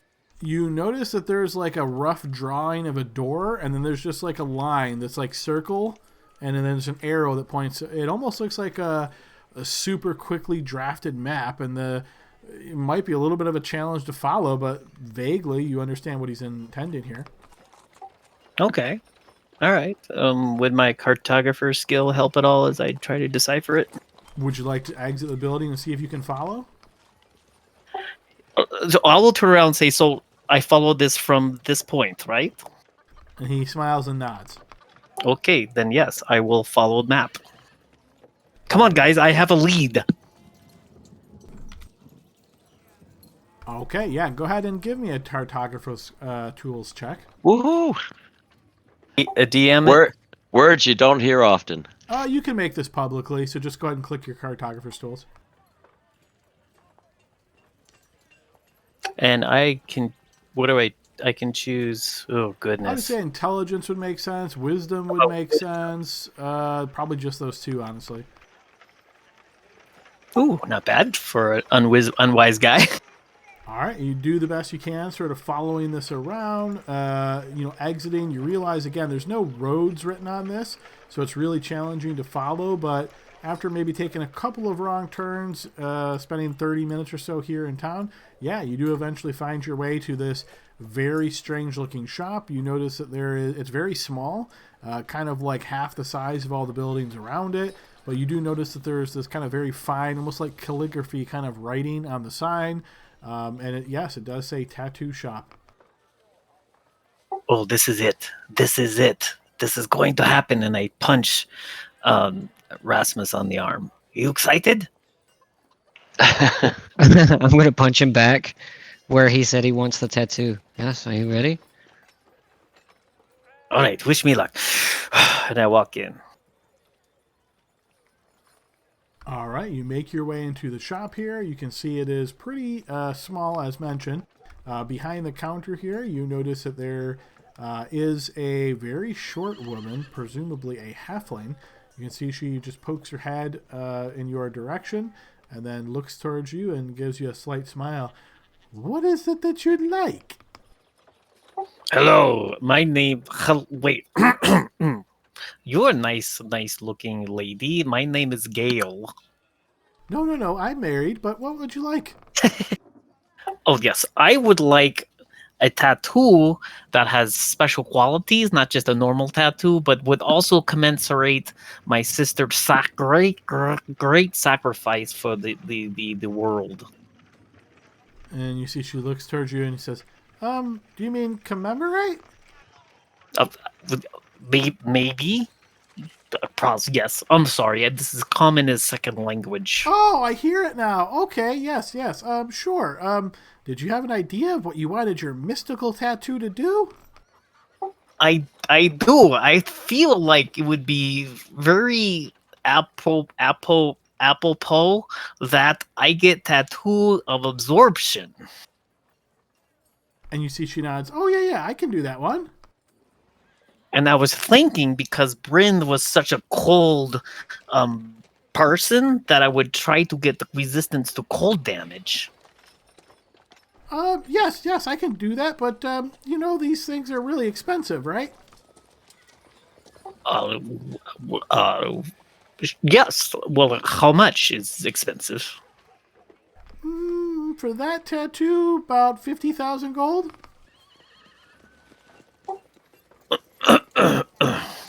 No, no, I don't. I don't want all the tattoos. I just want one tattoo. Sorry, maybe it's common language again. Yes, absorbing tattoo. That's a very rare tattoo. In fact, you gotta have the talent to do it, and you gotta have the appropriate inks, and that stuff comes from far away. It's pricey. Oh, well. Is there something less pricey that might be able to commemorate my sister? There's always something less pricey, of course. Well, do you have like a book I could thumb through and pick designs? Not exactly. Yeah, you got a flash tattoo section. I can tell you, I can do the coiling grasp tattoo. That's a little less expensive. Oh, that's one where the things shoot out on me and can grab somebody from 15 feet. Yes. Oh, how much is that one? I can do this one for 500 gold pieces. Oh, okay, yes, I would like that one, please. And can you make the special ink markings on my bicep, my right one, this one? And could you make her name was Bryn, Bryn in common tongue? And you see she actually writes down the letters and shows them to you like this? More fancy on the end, please, like swoop down. Oh, no, I just meant the spelling. I wanted to make sure I was hearing you right. Yes, that's correct. Okay, what color? It will have to be like orange color because she was always on fire. Okay. And you see she looks down below this counter, and you see she pulls out this needle, and she takes a piece of felt cloth, and you see she holds it up to you, and she says, okay, here's your options. And you see she taps it on the felt cloth, and you just notice pretty much in fiery letters, it looks like each letter is kind of on fire. It spells Bryn in kind of like an arc going from lower left to the middle to down right. So not straight, right? Like the text is basically in an arc. She does one where, you kind of get the impression of you're in like the PowerPoint where you can change all the different options the way the text goes, right? And she kind of like shows you 3 different options. You can feel free to describe how exactly you'd want it because she can do pretty much whatever. All right, cool. Like a fiery band across my bicep with her name kind of straight across. Okay. And how many times will this tattoo work? I have no idea. I'm just getting it. Shush. All right. So, yeah, she will do that for you, and she asks you to hold your bicep out, exactly where you want it. You indicate this to her, and you see she just accepts the money from you first. I presume you're paying her the 500 gold, and then she taps. I go through. Kurt, dude, I am short. Do you have 150 gold pieces I can add to the pot? I'll pay back, I promise. Okay, here, yeah. Well, yeah, we. Well, hang on. We have a. Excuse me, ma'am. Do you take writs from Waterdeep? If they're complete, I can't make change from a writ. Okay. Well, yeah. I'll just give you 150. Okay, Adam. I am now have no gold on my person. Okay, fair enough. So yes, she will place this exactly where you have requested, and this will be the coiling grasp tattoo. Cool. Does it hurt? It does not. No, it looks beautiful though once it's applied. Oh, I come out. Look at this. Look at Bryn's. Oh, yes. Look at that. The arm was actually big enough to put a tattoo on Adam. It was, especially with only 4 letters. No worries. Excuse me. While you were working on him, I was looking at this one here. Eldridge Claw. Can you do that one? I can do Eldritch Claw, yeah. Is it same price? That one's a little bit more rare. I could do that one for 600.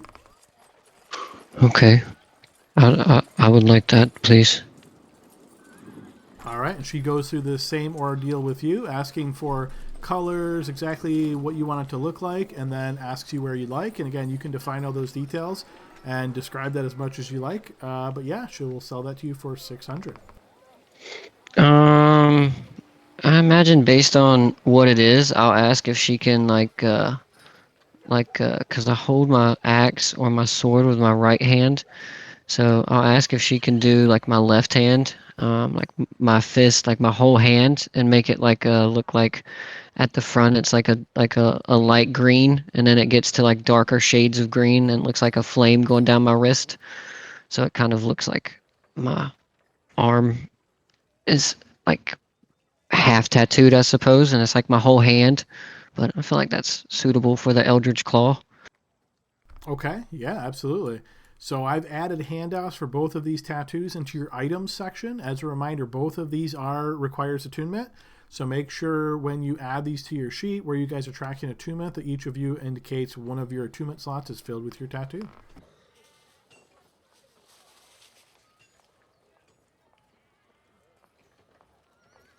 All right, and she's accepted the 600 gold pieces from you then, Rasmus. And yeah, you see she looks pretty happy having made 2 sales here and looks towards the both of you and seeing or the rest of your team if anybody's interested in anything else. Hey, Adam, I'm not as familiar with the tattoos. Are those like, They're do from they only... Tasha's. So yeah, if you have access to Tasha's, you can feel free to look I through do. them. Yeah. Okay. Yeah, They're in the all... SRD too. Like if you just type in tattoo into the SRD and Well- roll 20, you'll see all of them. Yeah, I mean, I'm not going to take up time to use it now, maybe during a downtime or something. But what I was going to ask is, are they normally like a one and done kind of thing and then they disappear? Or is it something that becomes they're permanent or magic something? items. Yeah. They usually have, sometimes they have one like passive effect and then one like activated effect that can be used once per day or something like that. So they're basically just the like magic items, and some of them are really minor and some of them are really strong. Obviously, just like magic items, the stronger they are, the cost more money. Cool. Fair enough. Yeah, you could read the item thing. It's not once per day. I just use an action to do it. Yeah, and it depends on what each tattoo is a little bit different. Yeah, the spell rot tattoos though, where they store a spell into a tattoo, those disappear once the spell ends though. So just be aware of that. That one is specific to that. They go away. Cool. Right. So, for example, like the tattoo that Gale just got, it gives him essentially the ability to do like a special and attack from 15 feet away. But now that is an action, so obviously you wouldn't get like extra attack, something like that on there. But yeah, this could be something that's very beneficial in the right circumstance. Coolness. Okay, so yeah, if nobody else is interested in any other types of tattoos, I assume you guys will exit the shop. Yeah, and we'll say like I joined them after going and like hawking that stuff I put into the chat there, Adam. I know the daggers and the slings will be, what is it, 25% of PHP prices, but what about the other stuff there? You put this into Roll20 chat? Sorry, I didn't even see it yet. No, in general on Discord. General Discord, okay.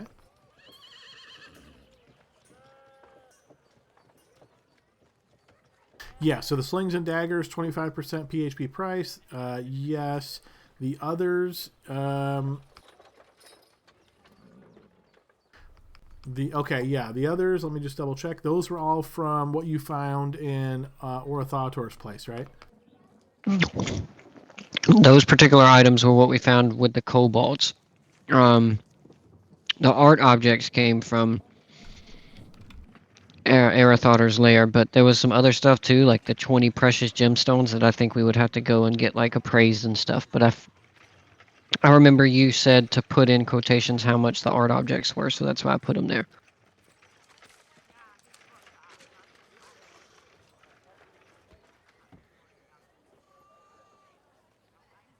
Okay, yeah, just doing a quick double check on this. So yes, these the single steel gauntlet, the silver brooch, the brass hilt of jeweler's knife, and decorative belt buckle. You can get a total of 25 gold pieces for all 4 of those. None of them look to be of particular special value or any kind of significance. The art objects, just remind me where you got those from real quick. Those were part of the lair hall from Arathotor. When we did the 3 hours, you gave me, if you go into treasure, you'll see the list. It was like 20 precious stones, 2 scroll cases, 7 art objects, and then the magical items. So I'm assuming the 250, that was per art object, right? I don't remember what you said about that. I just remember you saying that they were 250 gold pieces, 7 art objects. I couldn't tell you specifics. I don't want to Okay. say yes or no. Yep, no worries. Let me just double check what I've got written down here. Right, so that was from the table that we rolled. So yes, that's per art objects. That'd be, yes, you can get face value for that. So 1750 for those, 25 for the others, 25% on slings and daggers. Okay, 1775 total. Yes. Perfect. Thank you. Yeah, no worries. All right, guys. Is there any other kind of shopping or anything that you guys want to do before making your way over to the council chambers? Let's see if I just- can try to. Oh, go ahead. No, go ahead, Jordan. Can I see if I can try to find a magic longbow? It doesn't have to be plus or anything. Just something that can penetrate resistance. Sure, yeah. Give me a blind check as you spend a bit of time around town.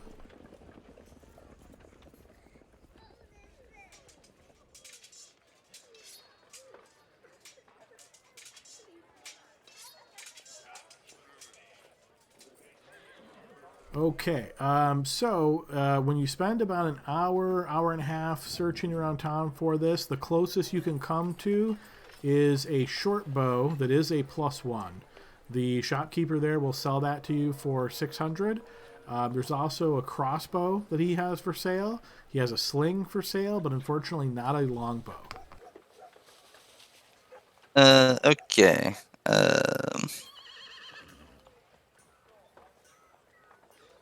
I do not have 600 gold on me. We just got 443 each from selling that stuff, so just I imagine. have 600 gold on me. Yeah, imagine Rasmus, like while you were sitting there, he just gave you a little baggie of gold. Little baggie of gold, like it. Here, this little trick or treat bag. Thanks, buddy. So I'll buy the magic short bow. Okay, yep, so that is a +1 short bow. And the shopkeeper lets you know that this finely crafted weapon is said to compel its bearer to defeat Baka the Adamant. Mm. Do I know who that is? Never heard of him. Cool. I'll cross that bridge when we get to it. As you hold the weapon, it is not a attunement weapon, so you don't have to do that. You don't feel any kind of compulsion. Maybe this is more or less just something that the shopkeeper tells us, like, secondhand stories. Sure. That's cool. Keep it in mind. If I run into him, I'll kill him dead just for you. It's like that old lady who came in to sell it, gave this big story about it to try to get that extra 5-6 gold pieces Yes. for it, Got to do But, something for that persuasion check, right? Not to take up too much time because I know we're trying to expedite this, but just a reminder for that polar bear fur, turning it into a cloak, Adam. If you want to just quote me a price. You can certainly find somebody, but that will definitely take time. That's like curing it, fashioning, and all that. So Yeah. I get it. Yeah, I would say, and you're just looking for this for decorative, so I would say, yeah, you can find someone that will do that for you for 20 gold pieces, and they say give them a week. Perfect. That works. I'll take care of that on my side. Okay. All right. Any last minute shopping stuff before we go to break and then come back with you guys heading to council? Hey, nothing- go ahead, Jordan. I was going to say nothing important, but I noticed that my sheet was having problems last week and it wasn't deducting arrows either, so I'm just going to say I spend 2 gold pieces to get back to 80. Is that okay? Yeah, that works. Yeah. Hey, Adam, I was just going to say, if I come across, basically like a cloak of protection or a ring of protection or something like that, that would be fine, kind of thing. I don't think those are uncommon. So, but if I did run into something during my time. So based on the different shops that you've spent time searching here, you haven't found a cloak of protection or a ring of protection. Again, you could definitely basically put in an order for that. It would take time to get. You spend effort, that kind of thing, trying to track it down. If you specify exactly what you're looking for, again, there's not a guarantee you'll get exactly that, but it's more likely. Yeah, I'll wait until find out. I don't want to take up time for everybody. I'll kind of wait until I find out how long we're going to be in town before making that decision then. Fair enough. Okay, so last chance for ever hold your peace before break. Okay, sounds like we are on break, guys. So let's take 15 minutes, and we will come back in 15 as you guys make your way over to the council session. See y'all in a bit. Alrighty, folks, we are back on the second half of our session. So, team, you guys have just done some shopping in the city of Waterdeep here. So we'll get you back over there. After you've wrapped up all of your shopping, you start making preparations to head over to the council chambers.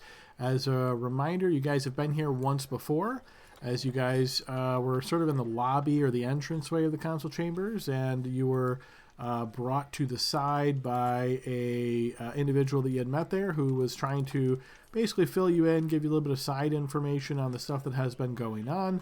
Primarily, they did not think that it was going to be easy for you guys to get access to the council with all the sort of chaos and the disagreements of how things were going. But now that you've been successful at this, which was the request from this woman who you had met originally, you think you might have more success. You guys have also know that McCaff has debriefed this information to the Arcane Brotherhood, and based on what she said, also over towards the council. So hopefully that information will be in hand. So yeah, is there any last minute details you guys are trying to take care of before heading to the council chambers? Now remember, Gertu, when you talk to them, we did exactly as they wanted. Today's a great day. You are a hero. We are heroes. You walk in with your shoulders back and your head high as it possibly can, and you go in there as and be great. So like waist high is what he means. Yeah, Adam, do they have any taller shoe stores around here? Sure. Yeah, you might be able to find platforms and things. We get you We a need to- step stool, it'll look really official. No, what we need to do is find another kobold, and then you can ride their shoulders, and we'll get you a big trench coat. Don't you need 2 more? 3 kobolds in a trench coat? Well, if he's 3 foot tall, then that would make him 6 foot with just 2. So I think that's Yeah, approachable. but kobolds are weak, so they'd have to be hunched over. It'd be like 2 You're feet weak. I each. got an 8 strength. Come on. Yes, Adam, this is what we're discussing on our way to the council meeting. Fair enough. Yeah. Are you so- surprised? Not at all. No, I'm used to this. But yeah, so I think the crowd is kind of eyeing you guys as you're exchanging pleasantries, we'll call them. But yes, you guys make your way over to the council chambers. As you step through the doorway, you notice the same kind of situation as before, kind of this lobby area. The council chambers themselves are through these really ornate doors. You can see a couple of guards posted right outside. There's a lot of these side chambers here where you assume the bureaucratic work gets done on the day-to-day basis. And as though she was waiting for your arrival, you notice the same individual you spoke with originally, Dala. As she sees your group approaching, you notice she raises a hand as though to get your attention, and she motions for you to approach.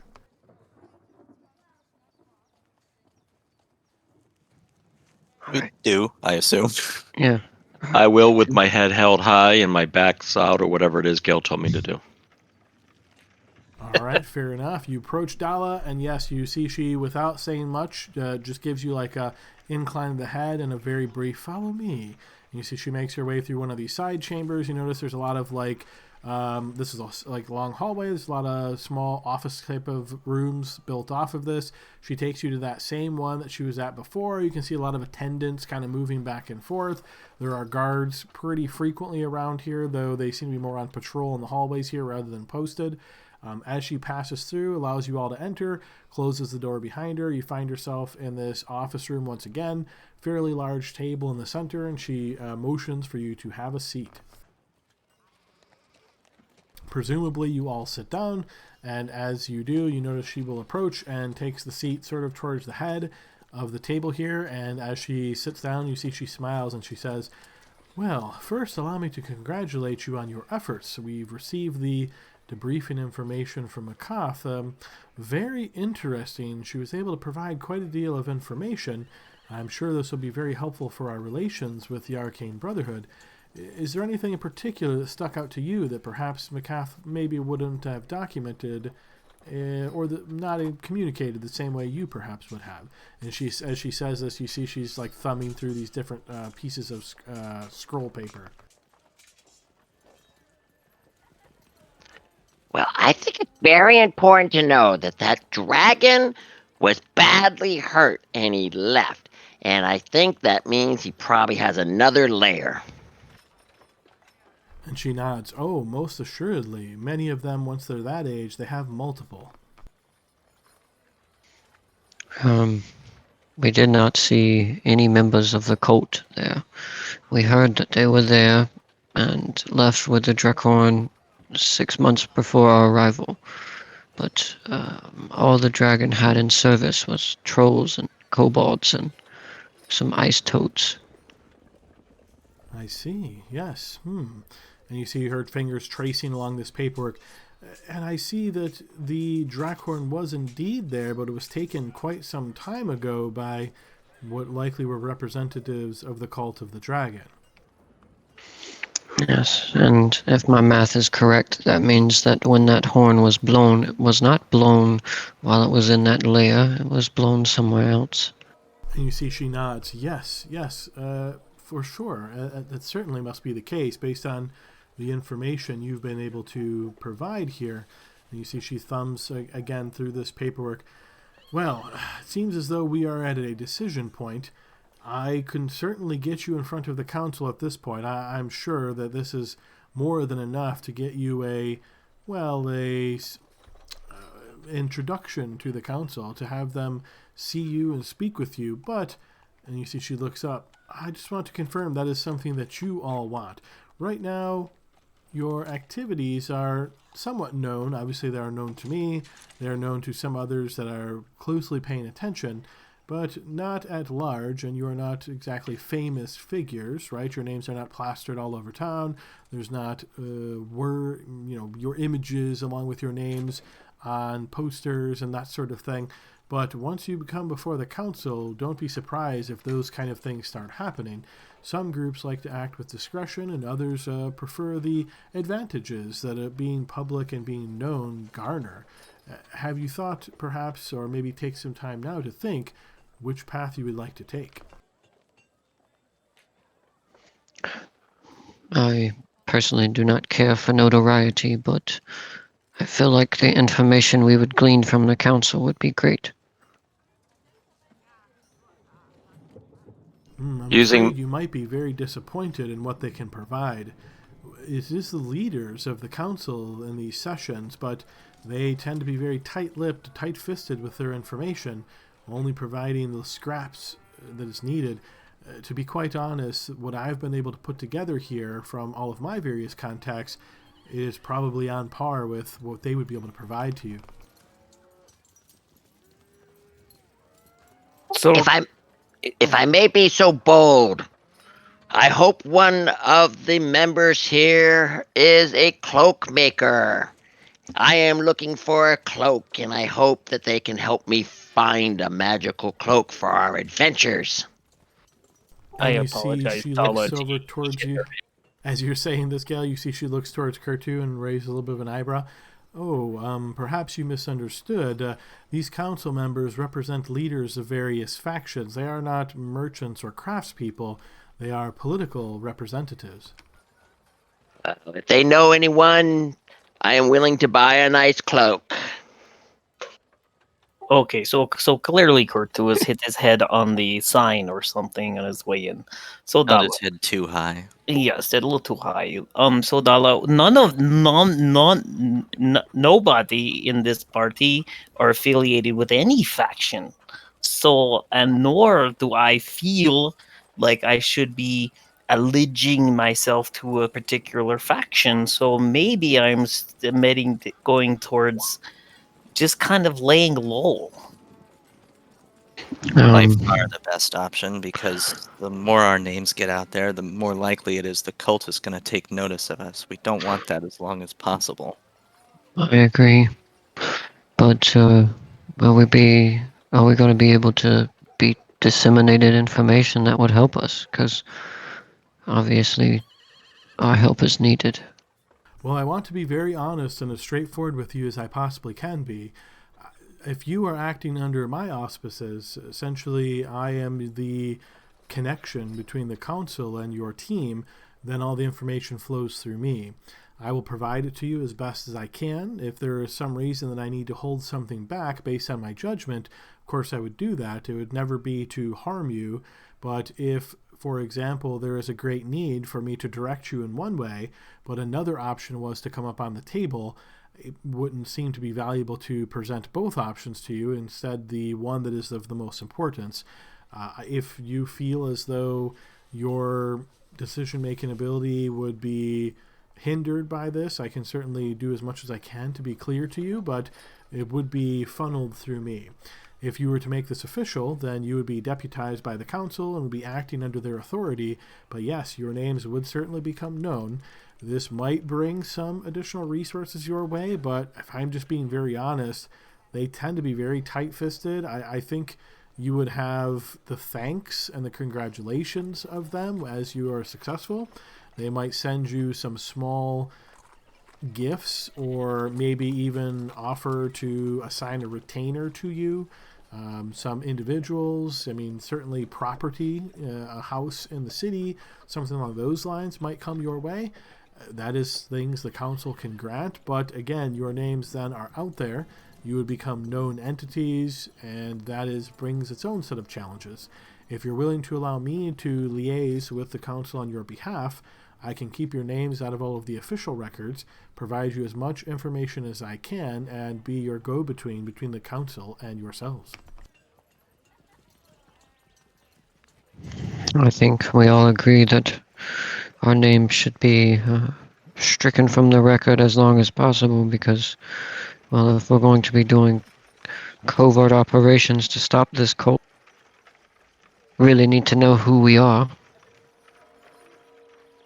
I think that would be the best decision, but I'd like all of your team to agree unanimously that that is what you wish.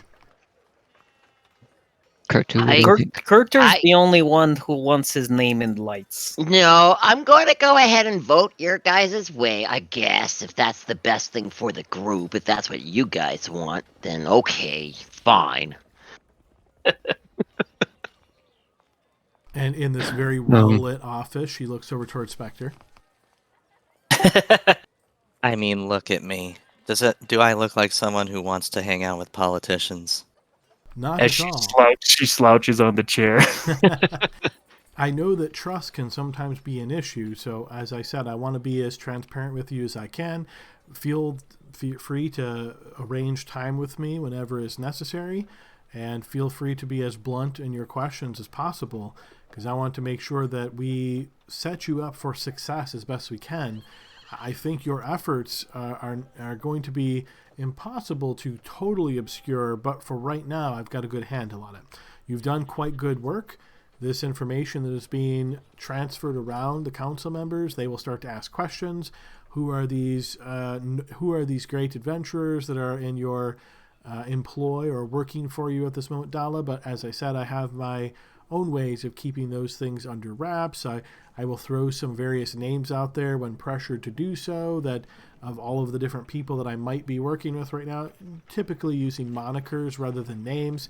This will buy us time, if nothing else. If something changes where I am forced to bring you before the council, then of course I will give you that information ahead of time. And if you should choose to, well, not be here, then of course, how can they force you to become before the council? But as I said, I will be as straightforward as I possibly can with you. Is there any other concerns or anything you'd like to discuss on this matter before we move forward?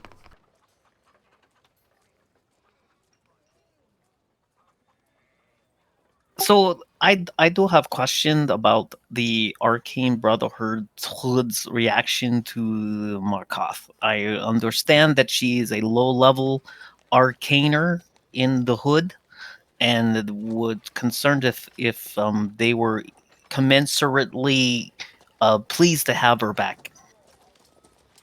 Arcaner in the hood. That's not something you hear every day. Yeah, so as you ask this question, you notice Dala nods, following along with what you're saying. Well, this, Markoth has just today returned. This is just, obviously you're aware of that because you are the one that returned her. So their immediate reaction won't be known, but the diplomat who is here as a representative for the Arcane Brotherhood, not exactly a full member of the council, I have made sure that that information has gotten to them. They are very hands at a distance. They, as you probably know, any kind of order of spellcasters tends to be very reclusive. They don't like to be out in front. They don't like to be any kind of leaders. They like to sort of remain in the shadows and think and research those types of things.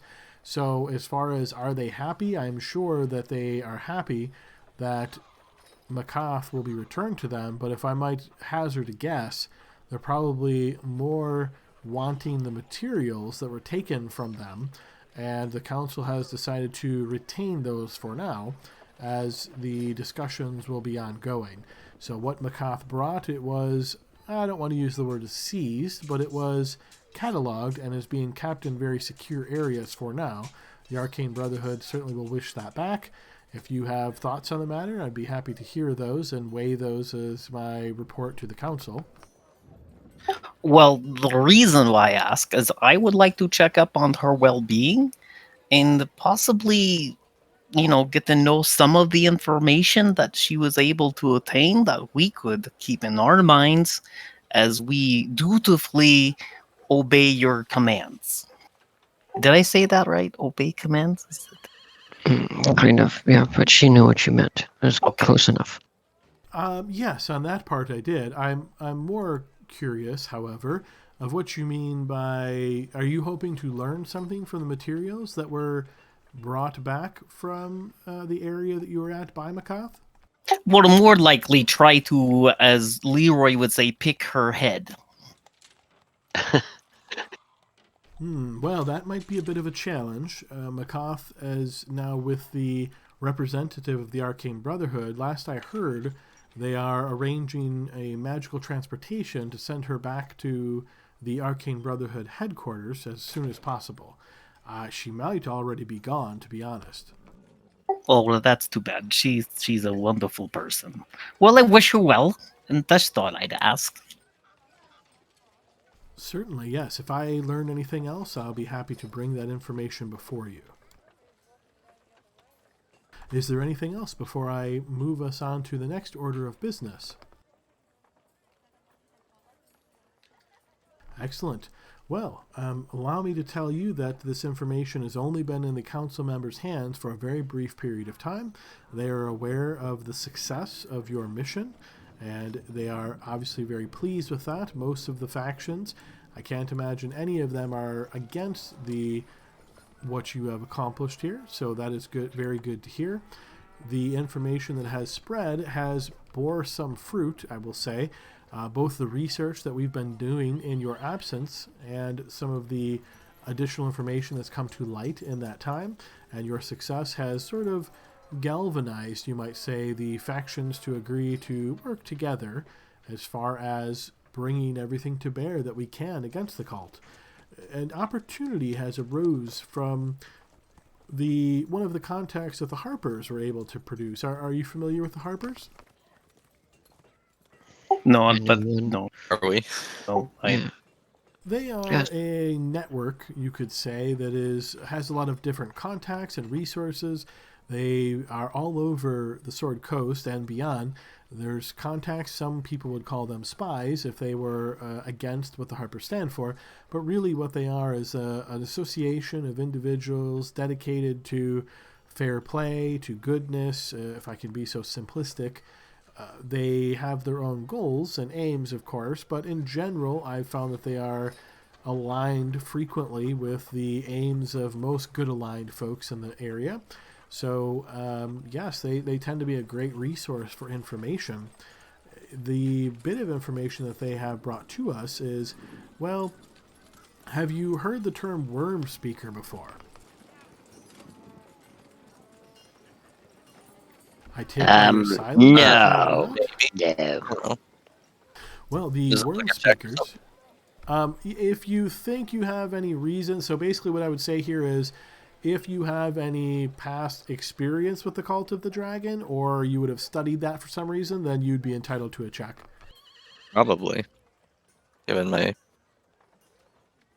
Sorry. I'll try, but my checks are not good on this. I probably don't remember. Okay, sure, yeah. Go ahead and give me a blind check.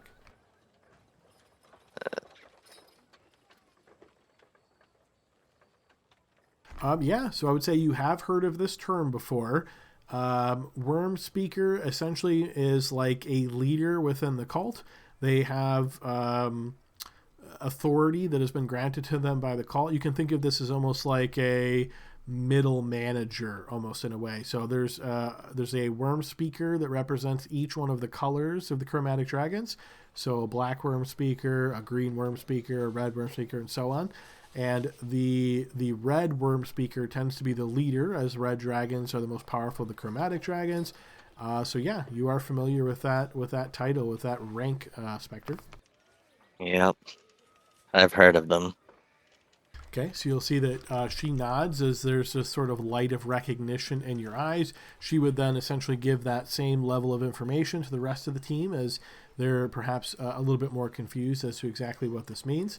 Once that is complete, you notice she looks back down to her scroll work here, and then she says, well, we have learned something about the white worm speaker. His name is Verum, goes by Verum the White. And in fact, there is some powerful artifacts that the worm speakers have been able to obtain. You're probably already familiar with this. She nods towards you, Spectre, and this information does ring a bell to you. As she says, each one of these worm speakers has been entrusted with a special mask. The masks allow them some degree of influence over the associated dragon type. So Verum, he has the Mask of the White, and this allows him to deal with white dragons and for them to essentially receive him in a positive fashion. It doesn't exactly allow him to control white dragons, but if anybody had any hope of persuading a white dragon, it would certainly be a white worm speaker. So you can see how significant this is as far as the leader of the white dragon in this regard, and why that is of interest to the council. My guess is you probably want us to kill him, huh? Kill Well, or capture, interrogate, that torture. would be absolutely the first part, not the torture part, but we would certainly wish to interrogate him if we could. What the information that the Harpers was able to provide is that Verum has actually misplaced or lost his mask, and in fact is currently trying to track it down, and we have a lead of where he is going to try to track it down. This is obviously an amazing opportunity to capture or slay, if necessary, a middle-ranking member of the cult, perhaps high-ranking, you might even say, as there's only a handful of worm speakers. This would strike a blow against the cult, and perhaps for us to learn a great deal of intelligence about the cult. What a fool! Who entrusted him to have the one of 5 masks, and he misplaces it? This is what Leroy would say is hogwash. It was stolen. Someone took it from him. It must be. You notice she nods. Yes. Well, in fact, there are some disagreements of exactly how this went. Some have suggested that this is not accurate, that this is in fact a ruse to get us to send resources there to try to track him down, in which point they would be ambushed. That is always a possibility, though I must say, from what I've seen here, the information that the Harpers have been able to provide, I don't get that sort of feel from it. Not to take us away from the current topic, but if you know who the white speaker is, do you know perhaps the blue, the black, red, the other ones? Do you know who they are? We know who the red worm speaker is, or at least we highly suspect. The others, unfortunately, we don't have exact names or portfolios attached to them yet. What do you have on the red one? Let me see if I can find that in my notes. I'm sure it is here somewhere. You see she starts scanning through all these scrolls. I.e. Googling. On another page in the book, he's got it. Yes. Yeah, here it is. The leader of the Cult of the Dragon is the red worm speaker. Calls himself Severin. Not Severus, Severin.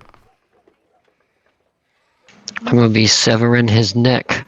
And then I turn and look towards Gil. Was that a good joke? I get it. Leroy taught me puns. God. Nice. Spectre didn't like it, huh? Spectre never likes it. Don't worry about it. So Do you want us to go to this place where we're supposed to potentially find Verum? Yes, that is what I would like you to do. I would like you to head to the last known location of Verum, and then track down his path as best as you can. Is he Sort of normally? bonus. Go ahead. Any sort of bonus for recovering the mask of the worm speaker, if we can do that? Bonus. Well, if you are able to acquire it, I'm afraid I understand what you're asking, but council business doesn't work the same as sort of mercenary activities where you get rewards for capturing certain things. But I can certainly tell you that that would be a great victory, a great win, and what reward the council might give you, I can't say, but I assume there would be something, yes.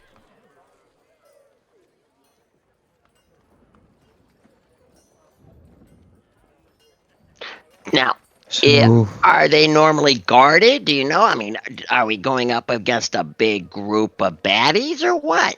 No, Gertrude, they just leave priceless artifacts out in the open. I know, but I want to find out how many. I mean, what are we going against? They only told us one person so far. Well, yeah, let me tell you what information I have so far, and then ask any follow-up questions that you like. And you see she starts unfurling this larger scroll, and you can see it is in fact a map. And you see she lays it across the table here within reach of all of you. And as she does, you see she points to Waterdeep first. And she says, well, of course you are here now. The information that has just come in this morning, so very fresh in fact, points to the bridge as being the last known location of Verum. It's called Borisky Bridge. It is a bit of a hike, but you will find it, and you see she traces a finger now from Waterdeep down to here. She says, you will find it. It is a bridge that crosses over the river there, and, well, it is called the, and you see she's referring to paperwork again, Serpent's Tail Stream. Yes, that's the name of it. That is his last known location. There's a bit of a, I suppose you would call it like a tent city there. It's not really a village. It's there is, however, a recently built, and she traces her finger once again, a fortification of some kind. I see here that there is a contingent of paladins from Eltergard that maintain that. Yes, right. It is a new construction.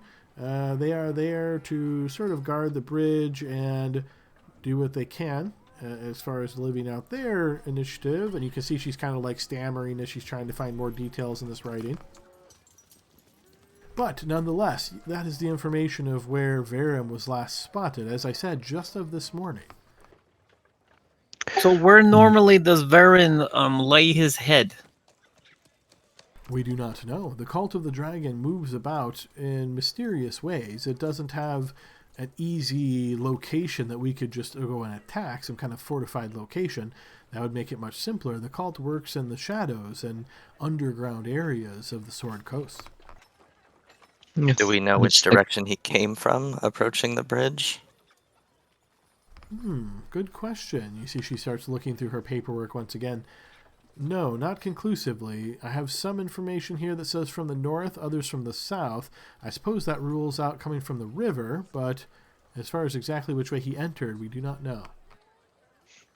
He could be going in either direction. Well, it makes sense to go there first anyway, see if the locals know anything. I don't mind making that trip. I just, something occurred to me while we were speaking about it. Let's see. Highly secretive underground cult that has been allowing their actions to go very rarely seen or unseen for a long time now. How did we get the information that he lost his mask? I mean, is he upset? Is he running his mouth at taverns? How did we get this information? The Harpers have a great many contacts. I could tell you that is captured in here, but I worry you are all familiar with how powerful the magic is. If you know, then somebody could use magic to learn it from your minds. if it's something that you feel is necessary for you to complete this, I'm happy to give you that information. I just don't want to make you a target for others trying to learn what you know.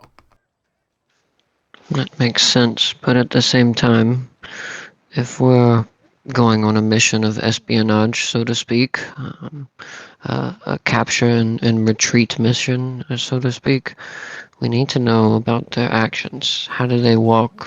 Where do they sleep, like the other one said there? And why? Why is this knowledge known? Because here's my thought. If we know, then the other colored mask must also know, and they cannot be happy that one of their own would lose such an important artifact. You Right? see, she looks around the rest of your companions. Are you all in agreement that you wish to know this information? Well,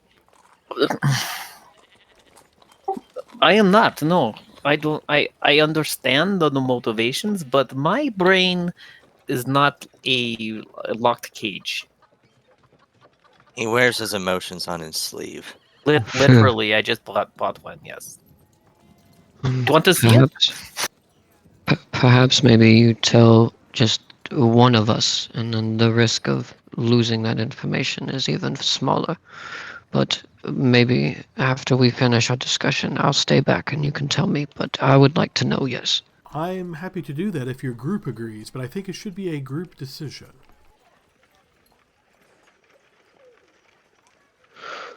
What do you think, guys? I think it's necessary. I mean, here's why I want to know.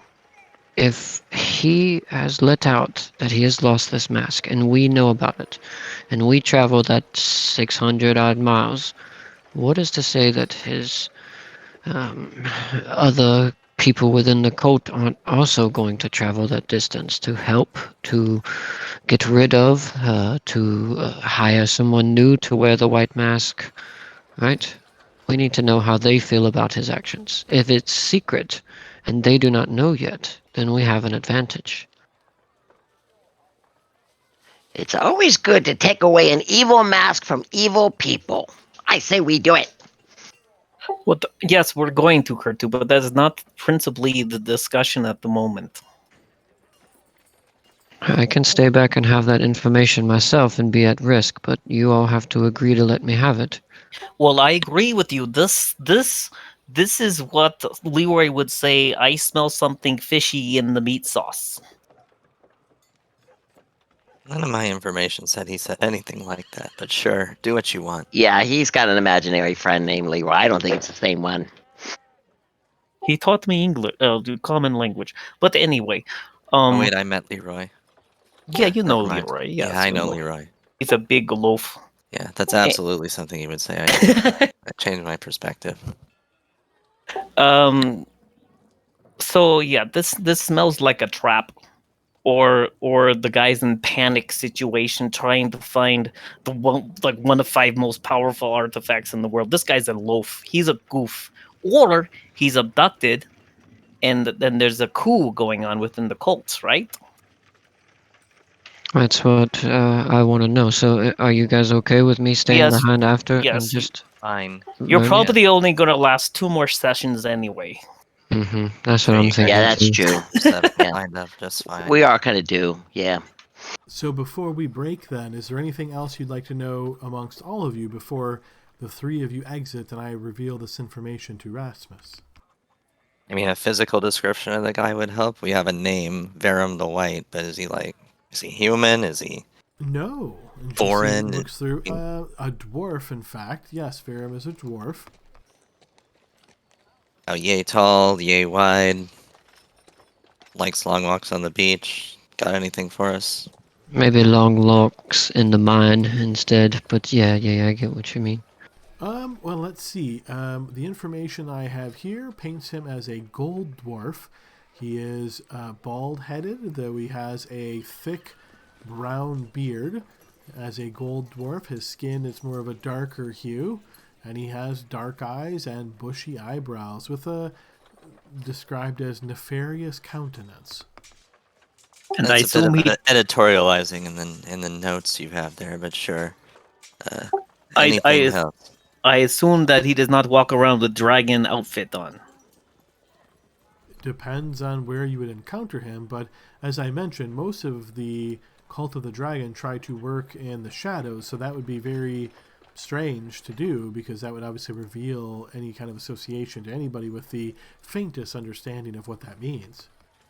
Oh, that reminds me. Is there a significant symbol of the cult of the dragon that maybe I already know about, but I forgot, and maybe you can show or draw down or have it in your fancy books? McCath described it to us when she was talking about the visitors that she saw. Yes, Oh, okay. indeed. What did she describe then, please? Good question. Yes, there is definitely a symbol. So let me look that section up real quick because I know that it's in the factions area, and each one of them has their own fancy symbol.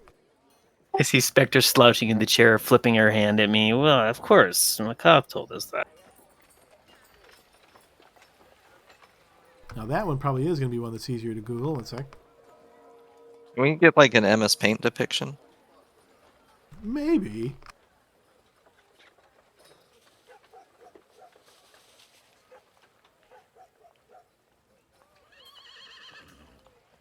Okay, I'm seeing a few different options here. Let's see which one looks fanciest for us. I think simpler is always better. You hear that, Gale? The DM likes you best. Well, that's a nice compliment. Thank you so much, Spectre. So we'll go with this one. I'm going to post this in Discord for you guys to see.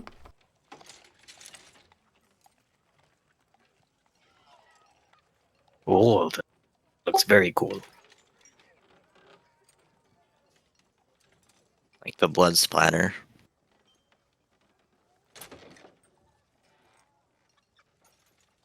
Someone dropped their quill. Maybe.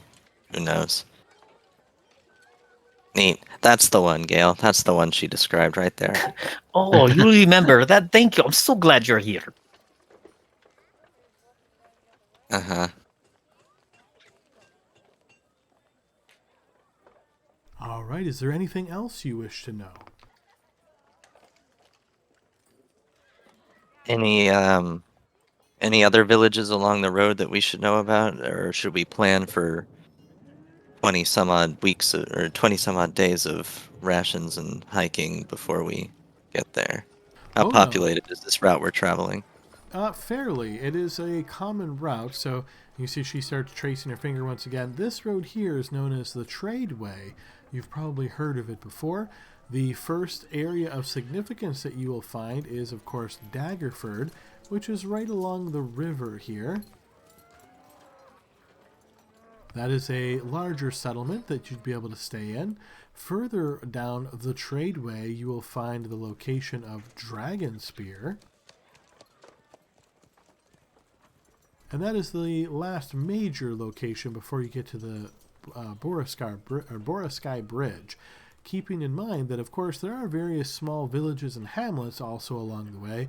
I won't say that you will run into one every day, but if you pace yourself, you probably could sleep in one of those each day unless you're trying to make absolute best travel time. You guys, Might have been mentioned when I was Googling other stuff, but how long ago we know we just found out that Verum lost the mask this morning, but when do we know when Verum lost the mask? Like how long has he been out of sorts about it, searching? Do we know that? We have a fairly definitive guess. It is not fully confirmed, but he was spotted in Boriskar Bridge today. So it is definitely before today that he lost it, and then he arrived at the Boriskar Bridge today. Right. Do we have any intelligent information about any disruption amongst the cultists? Any internal disputes? Amongst the cultists themselves, Yes.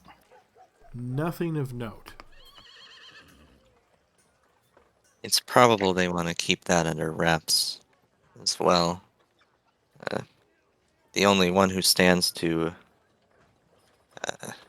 get this information out there as the guy looking for it. Dala, you said there's 2 major settlements on the way. We've got multiple factions in the other room. You guys don't have a way for us to get there faster than just walking? We have No different resources teleportation? at our well, we have different resources at our disposal. Teleportation would be a bit of a challenge to arrange, and unfortunately, I think that would make it very difficult to keep your names under wraps, because arranging for teleportation is something that is still a bit of significance, right? We would have to take you to a certain location. We would have to take advantage of the teleportation circle. Probably the closest we'd be able to get you to the Boriskar Bridge would be. I'm trying to remember if there is a circle. Honestly, it might be Elturel would be the closest one. That would place you a little bit closer, but you'd be coming in from the other direction then. And she then motions with her hand where Elturel is. What about some kind of carriage or convoy? It's a trade route, right? Could we arrange passage with someone hired to make haste with some manner of land vehicle? Wouldn't have to be. Yes, that is certainly an option. There are faster ways than just walking to get there. Everything, of course, comes with a cost. And if I hate to say it in this way, but if I requisition the funds on behalf of the council, then that brings more scrutiny along my way. And that makes it more challenging to keep your names under wraps. So if you are just looking for me to point you to somebody who can arrange for this and you can pay for this off the books, that's something I can do. If you want to... Yes? Okay.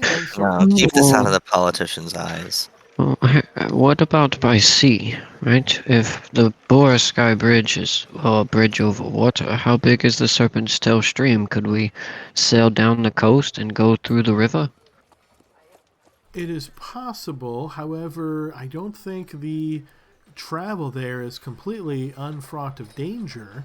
You may not have heard of the areas on that river, but getting closer to Boriskar Bridge, the water, the river that comes from the sea there, is known as the Winding Water. And of course, it gets its name from, you can see here on the map how crazy it is as it moves. The locations nearby are the Troll Hills. You can probably guess where that gets its name from. And in the hills that the water literally passes through is known as the Troll Claws. So certainly an option, though, as I say, not without its own dangers. The road, for all its own hazards, I think would be safer than that route. And as far as the ship that you would have to take from Waterdeep, you would probably have to take a smaller vessel that can make its way through the river as opposed to a galley similar to what you took towards the Sea of Moving Ice. Given that Kurtu is the only one who among us who can kill trolls, we don't want it going to his head. I don't think we fight any more trolls if we can avoid it. Yeah, because you see, Dala, we learned that trolls only die from fire when... He feels more important that way, and I'm not okay with that. Feel more important. I'm just contributing gooder. We're We'll gonna get have you the your Marshall cloak. Caster debate on screen. We can. Oh, well, keep in mind, acid is also effective against trolls in case you run into them again. Oh, that's nice. I'll let you know when I learn some acid spells. Well, you of course can purchase vials of acid. A lot of travelers do that in case they do run into trolls. Having some way of ending them permanently is quite important. Sure, So, we'll think about it. you think the best way down is through just the old-fashioned way of walking, maybe buy some horses and riding, but Well, best, of course, is always subjective. If you want the fastest way, then no, that's not the fastest way, but the fastest way, of course, would come with an expense and might not be exactly ideal to get you exactly where you wish to go. The most opportune way, or the most, I would say, to me, tactical way, would be taking the trade way. I agree with following the road. And we might learn something from travelers and passers-by, which might narrow down our search on the way. Sheesh. We'll be up and down the road all the time. It's like a month of travel. Road trip. It is indeed, yeah. So I literally tracked out exactly how long this was going to take you. If you just do normal walking or normal daily 24 miles per day, it is 30 days to get to the Boroskar Bridge. Oh no. Yeah, see, that would be like, I feel like out of character, right? If we do that, I mean, we're talking about that is the driest possible information we could possibly. Hey, 30 days ago, there was a guy at this bridge. Have you seen him? Yeah, no, Yeah. you're absolutely correct. That is not good. But yeah, if we go to El Terrell, right, and then we travel, you're just talking about 450, so that's still a long time. What about griffins? I'm gonna grin ear to ear. We could ride griffins. I heard in Candlekeep they fly around on those things.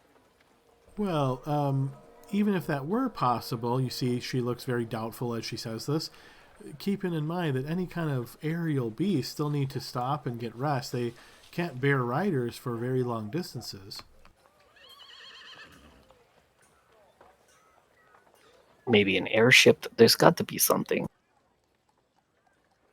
Again, if you're looking for the fastest way, magic would be your fastest way.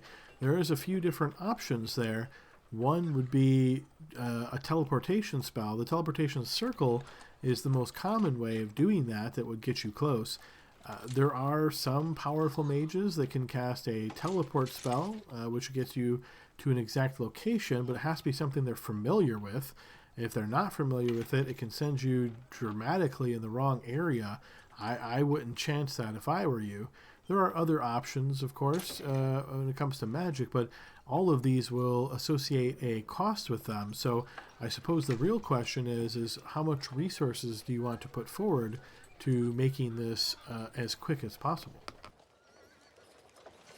Well, Dolly, you have to understand our concern. I mean, if you want us to investigate a sighting today and it would take us 30 days to get there, how credible could that information be once we get there? He could be anywhere.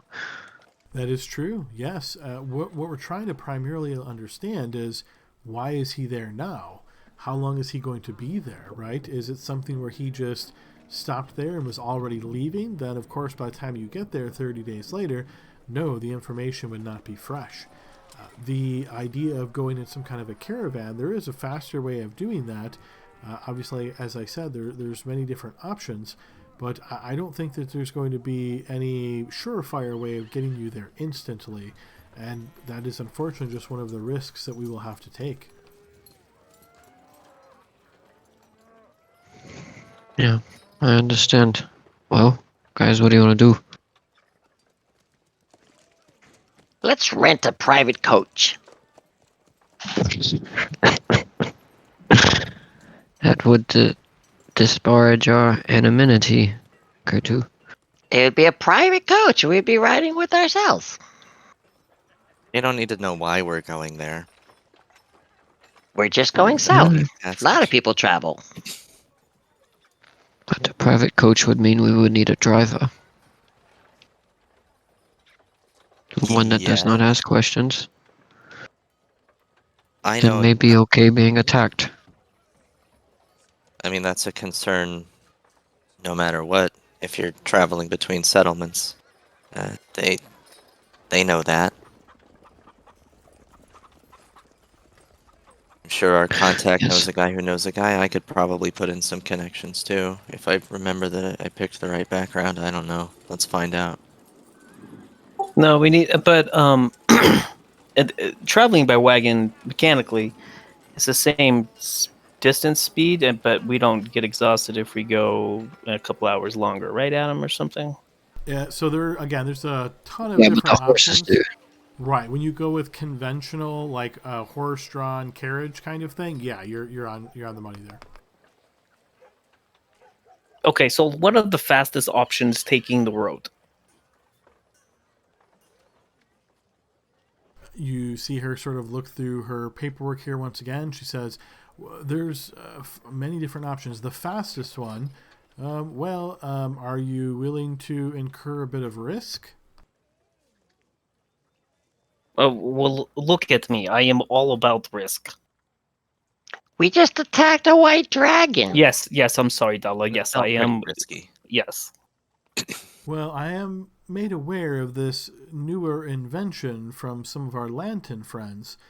It is a steam-powered carriage that can operate essentially all day, so you don't need to stop it. It moves on its own without being dragged by beasts of burden. It is quite pricey, and I'm told that there are times where it needs repairs. So, are any of you technologically savvy?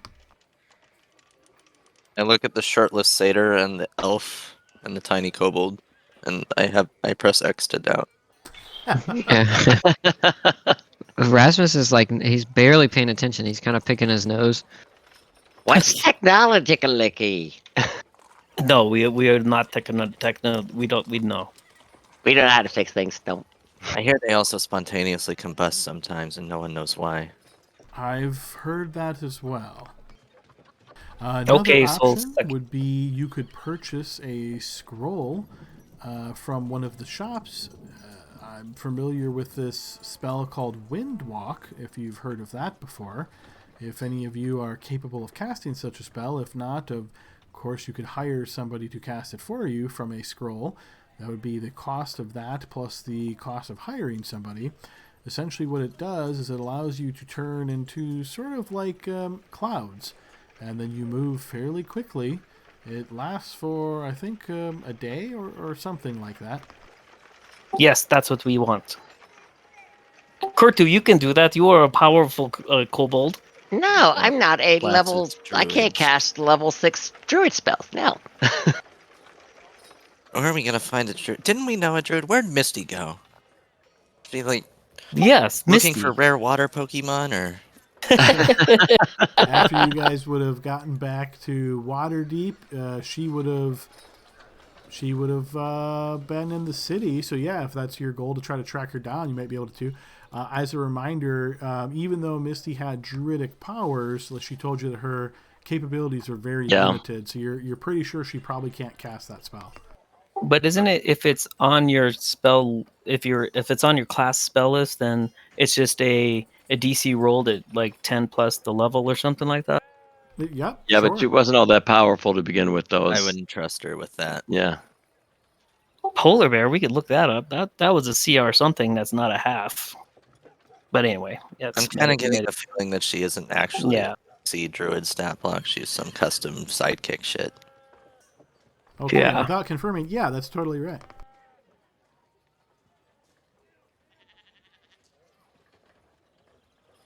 What? How much do you think it would cost us to get this scroll? And how in are druids in Waterdeep?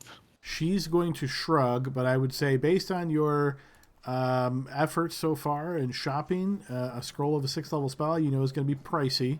Hiring someone to cast that spell for you is probably going to be less pricey, but still have an associated cost. So you're probably looking in the thousands of gold, I would guess. We have a writ for 13,000. If you guys want to get there fast, we can. Yeah. Well, I just I don't know, and it may change based on the information that she's going to give me when we're not all listening at the same time about like how the cult feels about what's going on. But like, you know, I feel like if this dude is if he's being pursued by his own cult on top of already upset at losing his mask, right? He's gonna have sporadic actions. So I think our best He bet might also is be to in get hiding, and he might just be like holed up somewhere. that's the other option, yeah. But either way, it's either one of those two. Okay, so the windwalk spell I am all for. Yes, we spend money and get there quickly. The third option, then, if that one it takes more time to try to find a druid who can cast it.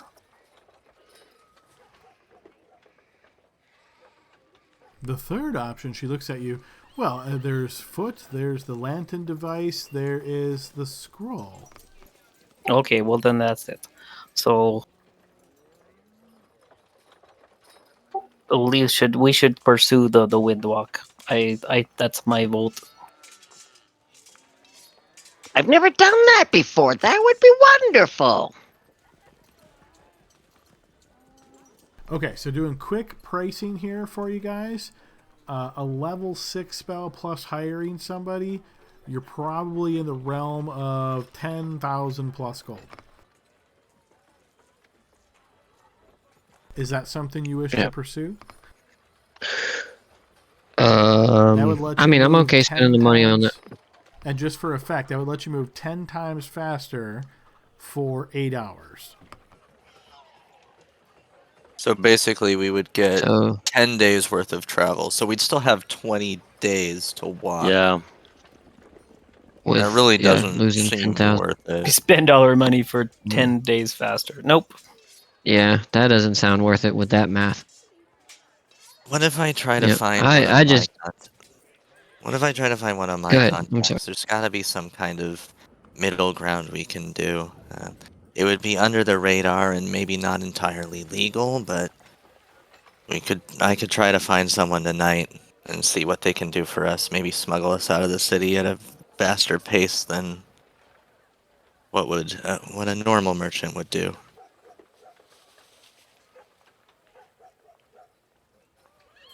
But either way, we're still on a horse or in the cart. So, Yep. I say we just hire a cart. We buy what would you just purchase a cart and a horse, and Kurtu drives it because I'm not. Oh driving. no, my arms are no. Can anyone drive a cart? Adam, do you need us to have what is it like navigate? It's, I mean, the only reason it would Land help vehicles. to have land vehicles would be if you got into some kind of a sticky situation where you're trying to navigate away from obstacles or during combat, something like that. Just general moving a cart on a horse, it doesn't take much skill. Okay, cool.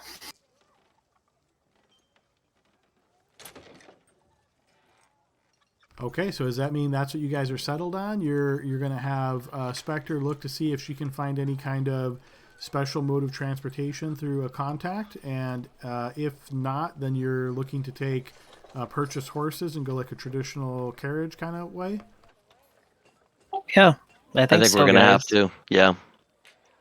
10,000 gold for a third of the way does not seem like a good idea. Nope. Well, I mean, it gets us faster there, but it's just very expensive. Yep. Okay, fair enough. So yes, you guys, that will be the plan then. So is there anything else that you're wanting to ask Dala or learn from Dala before she excuses the three of you to provide this more confidential information?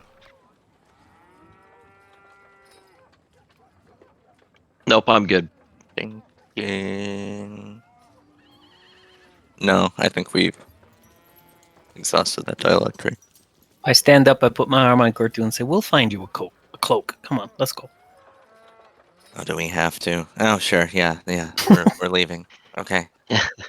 Have fun, Rasmus. Don't get yourself killed. What? I'm just getting information. Okay, as the three of you exit then, so this is the other question I'll ask. Do you guys want to know this information in character, or do you want me to move us to a separate channel so you won't know it even out of character? I'm okay with secret memes. Yeah, I don't want to know. I don't want to know. I want Dylan it's like a roleplay blo- this. Yep. Yeah, it's like a blind check, you know, the blind Perfect. role play. All right, so let me pull Rasmus to a separate channel. We'll go as quick as we can. Be right back. This fucking guy. All right, Dylan. So I'll give you this information essentially out of character at this point. So the specific question you're asking is how do they know? So she would tell you that the Harper's information explains that they were able to intercept a communication between Verum and Severin, and Verum is told Severin that he located an area of interest and was heading there to track down and bring additional power to the Cult of the Dragon. So the Harpers have been able to put two and two together and essentially know that Verum is lying to Severin, and he has not told him he lost the mask, and that as far as they are aware, Severin has no idea that Verum has lost the mask. Verum is essentially lying to him to try to keep that information from being found.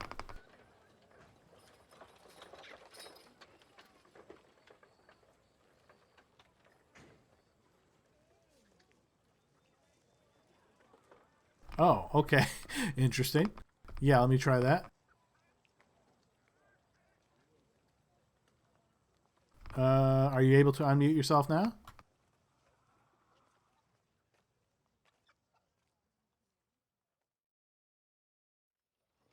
Weird. Okay, I don't know why this one has special permissions. I don't remember setting this one up that way. Yeah, so mine doesn't show that you are muted, so if I try to unmute you, it doesn't do anything. I'd have to change. Let me see if I can just change the permissions real quick. Or it might be just faster.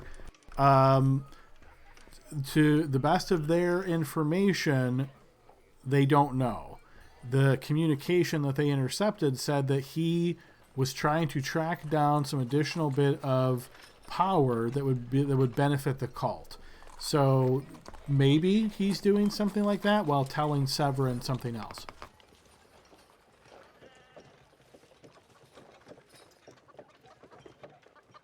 All right, anything else critical before we jump back? Okay, perfect.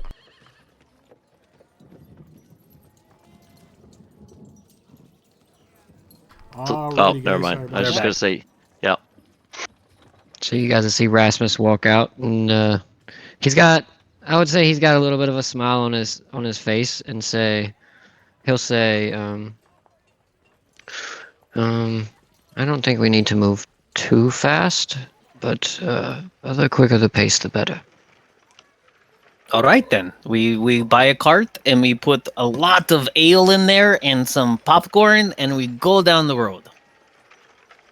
You know what, guys? I'm famished. I am buying dinner tonight, because there's no use to have just a small meal. We're going to eat like kings tonight, on me. Didn't you just say you were out of money? No, because Rasmus sold a bunch of stuff. I have 400 and what is that? 443 gold pieces. I also have this bag of gemstones. There's like Awesome. 20 of them in here. So, Adam, what time of day is it? Is it time to find a place to sleep? You could certainly do that. Yeah, it's probably mid-evening at this point. And then let me ask you a mechanical question, Adam. With our home rules, did we get our hero points, all of them back after a long rest, or is it like the hit die? Nope, you get them all back on a long rest. Okay, cool. Man, I hate the way these things work. 1 second. Maybe I'll try it that way. The bubbles always get... That carriage is hideous, too. Let me find a different carriage.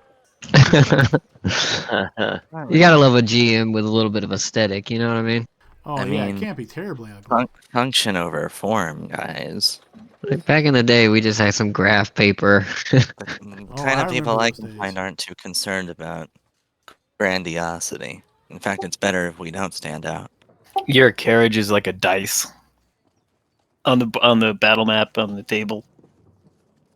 Or was it a penny Yeah. or something? Like a D4. you know? Yeah. All right, I think that's close enough. So, yeah, once we get you guys to the point where you actually get a carriage, that will represent you. All right, I know we're nearing our session, so I think tomorrow maybe we can do some quick shopping, and then with supplies, and I want to get a vial of acid. But tonight, if we just get a place to stay and rest, and we could do that. Yeah, that works for me. So let me, so we can assume you guys have retired, found an inn for the night. Based on all your shopping and all of that stuff, don't worry about deducting the cost for an inn because it'll be very minor. Let me just go ahead and apply a long rest for you guys. And yes, we are near the end of our session. Is there anything else last minute you guys want to try to accomplish before we end? Adam, I may send you messages in regards to buying something or whatever. Okay, So. sure. Yeah, if it's anything that's just PHB, feel free to buy that at PHB prices. If it's something more special, yeah, give me a heads up and I will let you know what we can do. Fair enough. Okay, so I could buy acid vials when we end and just take it off my sheet. You can, yes. You're in Waterdeep right now, so I mean, think they have basically everything. So yes, you can certainly buy anything in the PHB at PHB prices. Okay, cool. as far as our writ goes, I think it was like 10K or whatever it was. Do we just want to go to a bank and put all of our names on it? Because, well, we may not all come back. Who knows? Yeah, I was thinking that. That's a good point, Bill. Do we just put the writ in tonight at a bank and put all our names as signers on it? So what I would say cool with is that. you can basically deposit the writ into a Waterdeep bank and then have that money on retainer in the bank for you. You can also take some out. Obviously, the writ, if you're at a shop in Waterdeep, they if you're selling the whole thing, they would take the writ as face value because they can convert that into coin as well. But they don't generally make change and all that because that would be led Right. with scams and that kind of thing. So, but yeah, if you guys want to deposit it, I think the key is making sure we know if it's in coin form, if it's in writ form, and who has it. Let's keep it safe. I don't think we're gonna need to carry around 13,000 Right. gold 30 days down a road. Yeah, Seems- I'll travel with 450 gold pieces, and that's got to be plenty. Yeah, something. I just think put it in a bank or something like that. Make sure you don't get pickpocketed on your way this time. Oh, We need I that. will. I will be watching. Yeah, so I Now that don't know go if we with you, could. I know what to look out for. Yeah, if you guys want to deposit it in the bank of Waterdeep, you can certainly do that. Keep in mind, if it's in the bank, it's essentially safe at that point, right? But you won't have access to spend it away from Waterdeep. Totally understand. Yep. I mean, we gotta come back to the council, or not the council, but the lady who's talking to us with the council. So Yes, This if seems- you're going to deposit it somewhere, this is City. definitely the best place to do it. Yeah, I don't want Let's that do that. paper going away. So let's put it in the bank before we go to bed. we drop it in the river. Right. All right, guys. Invisible ink. So we will assume then that you guys have opened a bank account here in Waterdeep and deposited that full writ, and that you've all put your names on it and provided identification. As far as each of you can now take the money out. I assume it's like a free for all. So if one of you was to show up at the bank and say, "I want to withdraw this 13,000," that's Yep. what you're looking for. Yeah. We Yeah, don't know how when many I- of us when are I- coming back. Yeah, I do plan on polymorphing and coming back here, turning in, a bird or whatever, and going to the bank. I mean, anyway, yeah, that's for next session. Sorry. We'll see what happens, but yeah, okay, sounds good. All right, so that will be the assumption, and then we've got your basic game plan. So as we discussed at the beginning of the session, if there's anything that you want to prep to do as far as a downtime over this travel period, think of that. Give me a heads up between now and next session, and we will chat and come up with some mechanics as needed, or use what's in Xanathar's, and we will go from there. So yeah, any last minute things before we end for tonight, guys? So have we arranged transportation? Do we need to roleplay that, or do I need to roll something for finding a criminal contact or using Thieves' Cant or something to try to find someone who can get us there a little faster than Let me some think on random that, dickhead? because I'm trying to think what kind of faster mode of transportation there would be, right? And if you have ideas, give me a heads up on that as well. I mean, probably just someone who's not going to be making stops and is on our payroll to get us there when we need. I would say you impression can was- find that without any skill checks then, because that would Okay. be pretty straightforward. I would say, yeah. So okay, I get what you're. So basically, just making optimal regular travel time. Yeah. Then At yeah, least. that's no problem. Yep. Okay. Okay, sounds good. Well, I hope everybody enjoyed this session. We have a lot of RP here, and yes, I think let me check the EXP sheet real quick and see where you guys were at. I don't remember how close you were. We were at 9 as of when I logged in today. Oh, okay. Well, then, if that's the case, yeah, you guys long rested in Waterdeep, then level up to 9. Just double check to make sure Bill's not tricking us. No, yes, you guys are level 9. So yes, feel free for everybody to level up to 9, and yeah, that gets you guys there. If there's any questions about new abilities, level 9, no, that tends to be a pretty big level. Give me a heads up, and I can answer any questions. Other than that, we will see you next week, and the adventure continues then. Good stuff, everybody. Have fun, everybody. Have a good week. See Have ya. a good Bye. week. See you Bye, next week. everyone. Bye.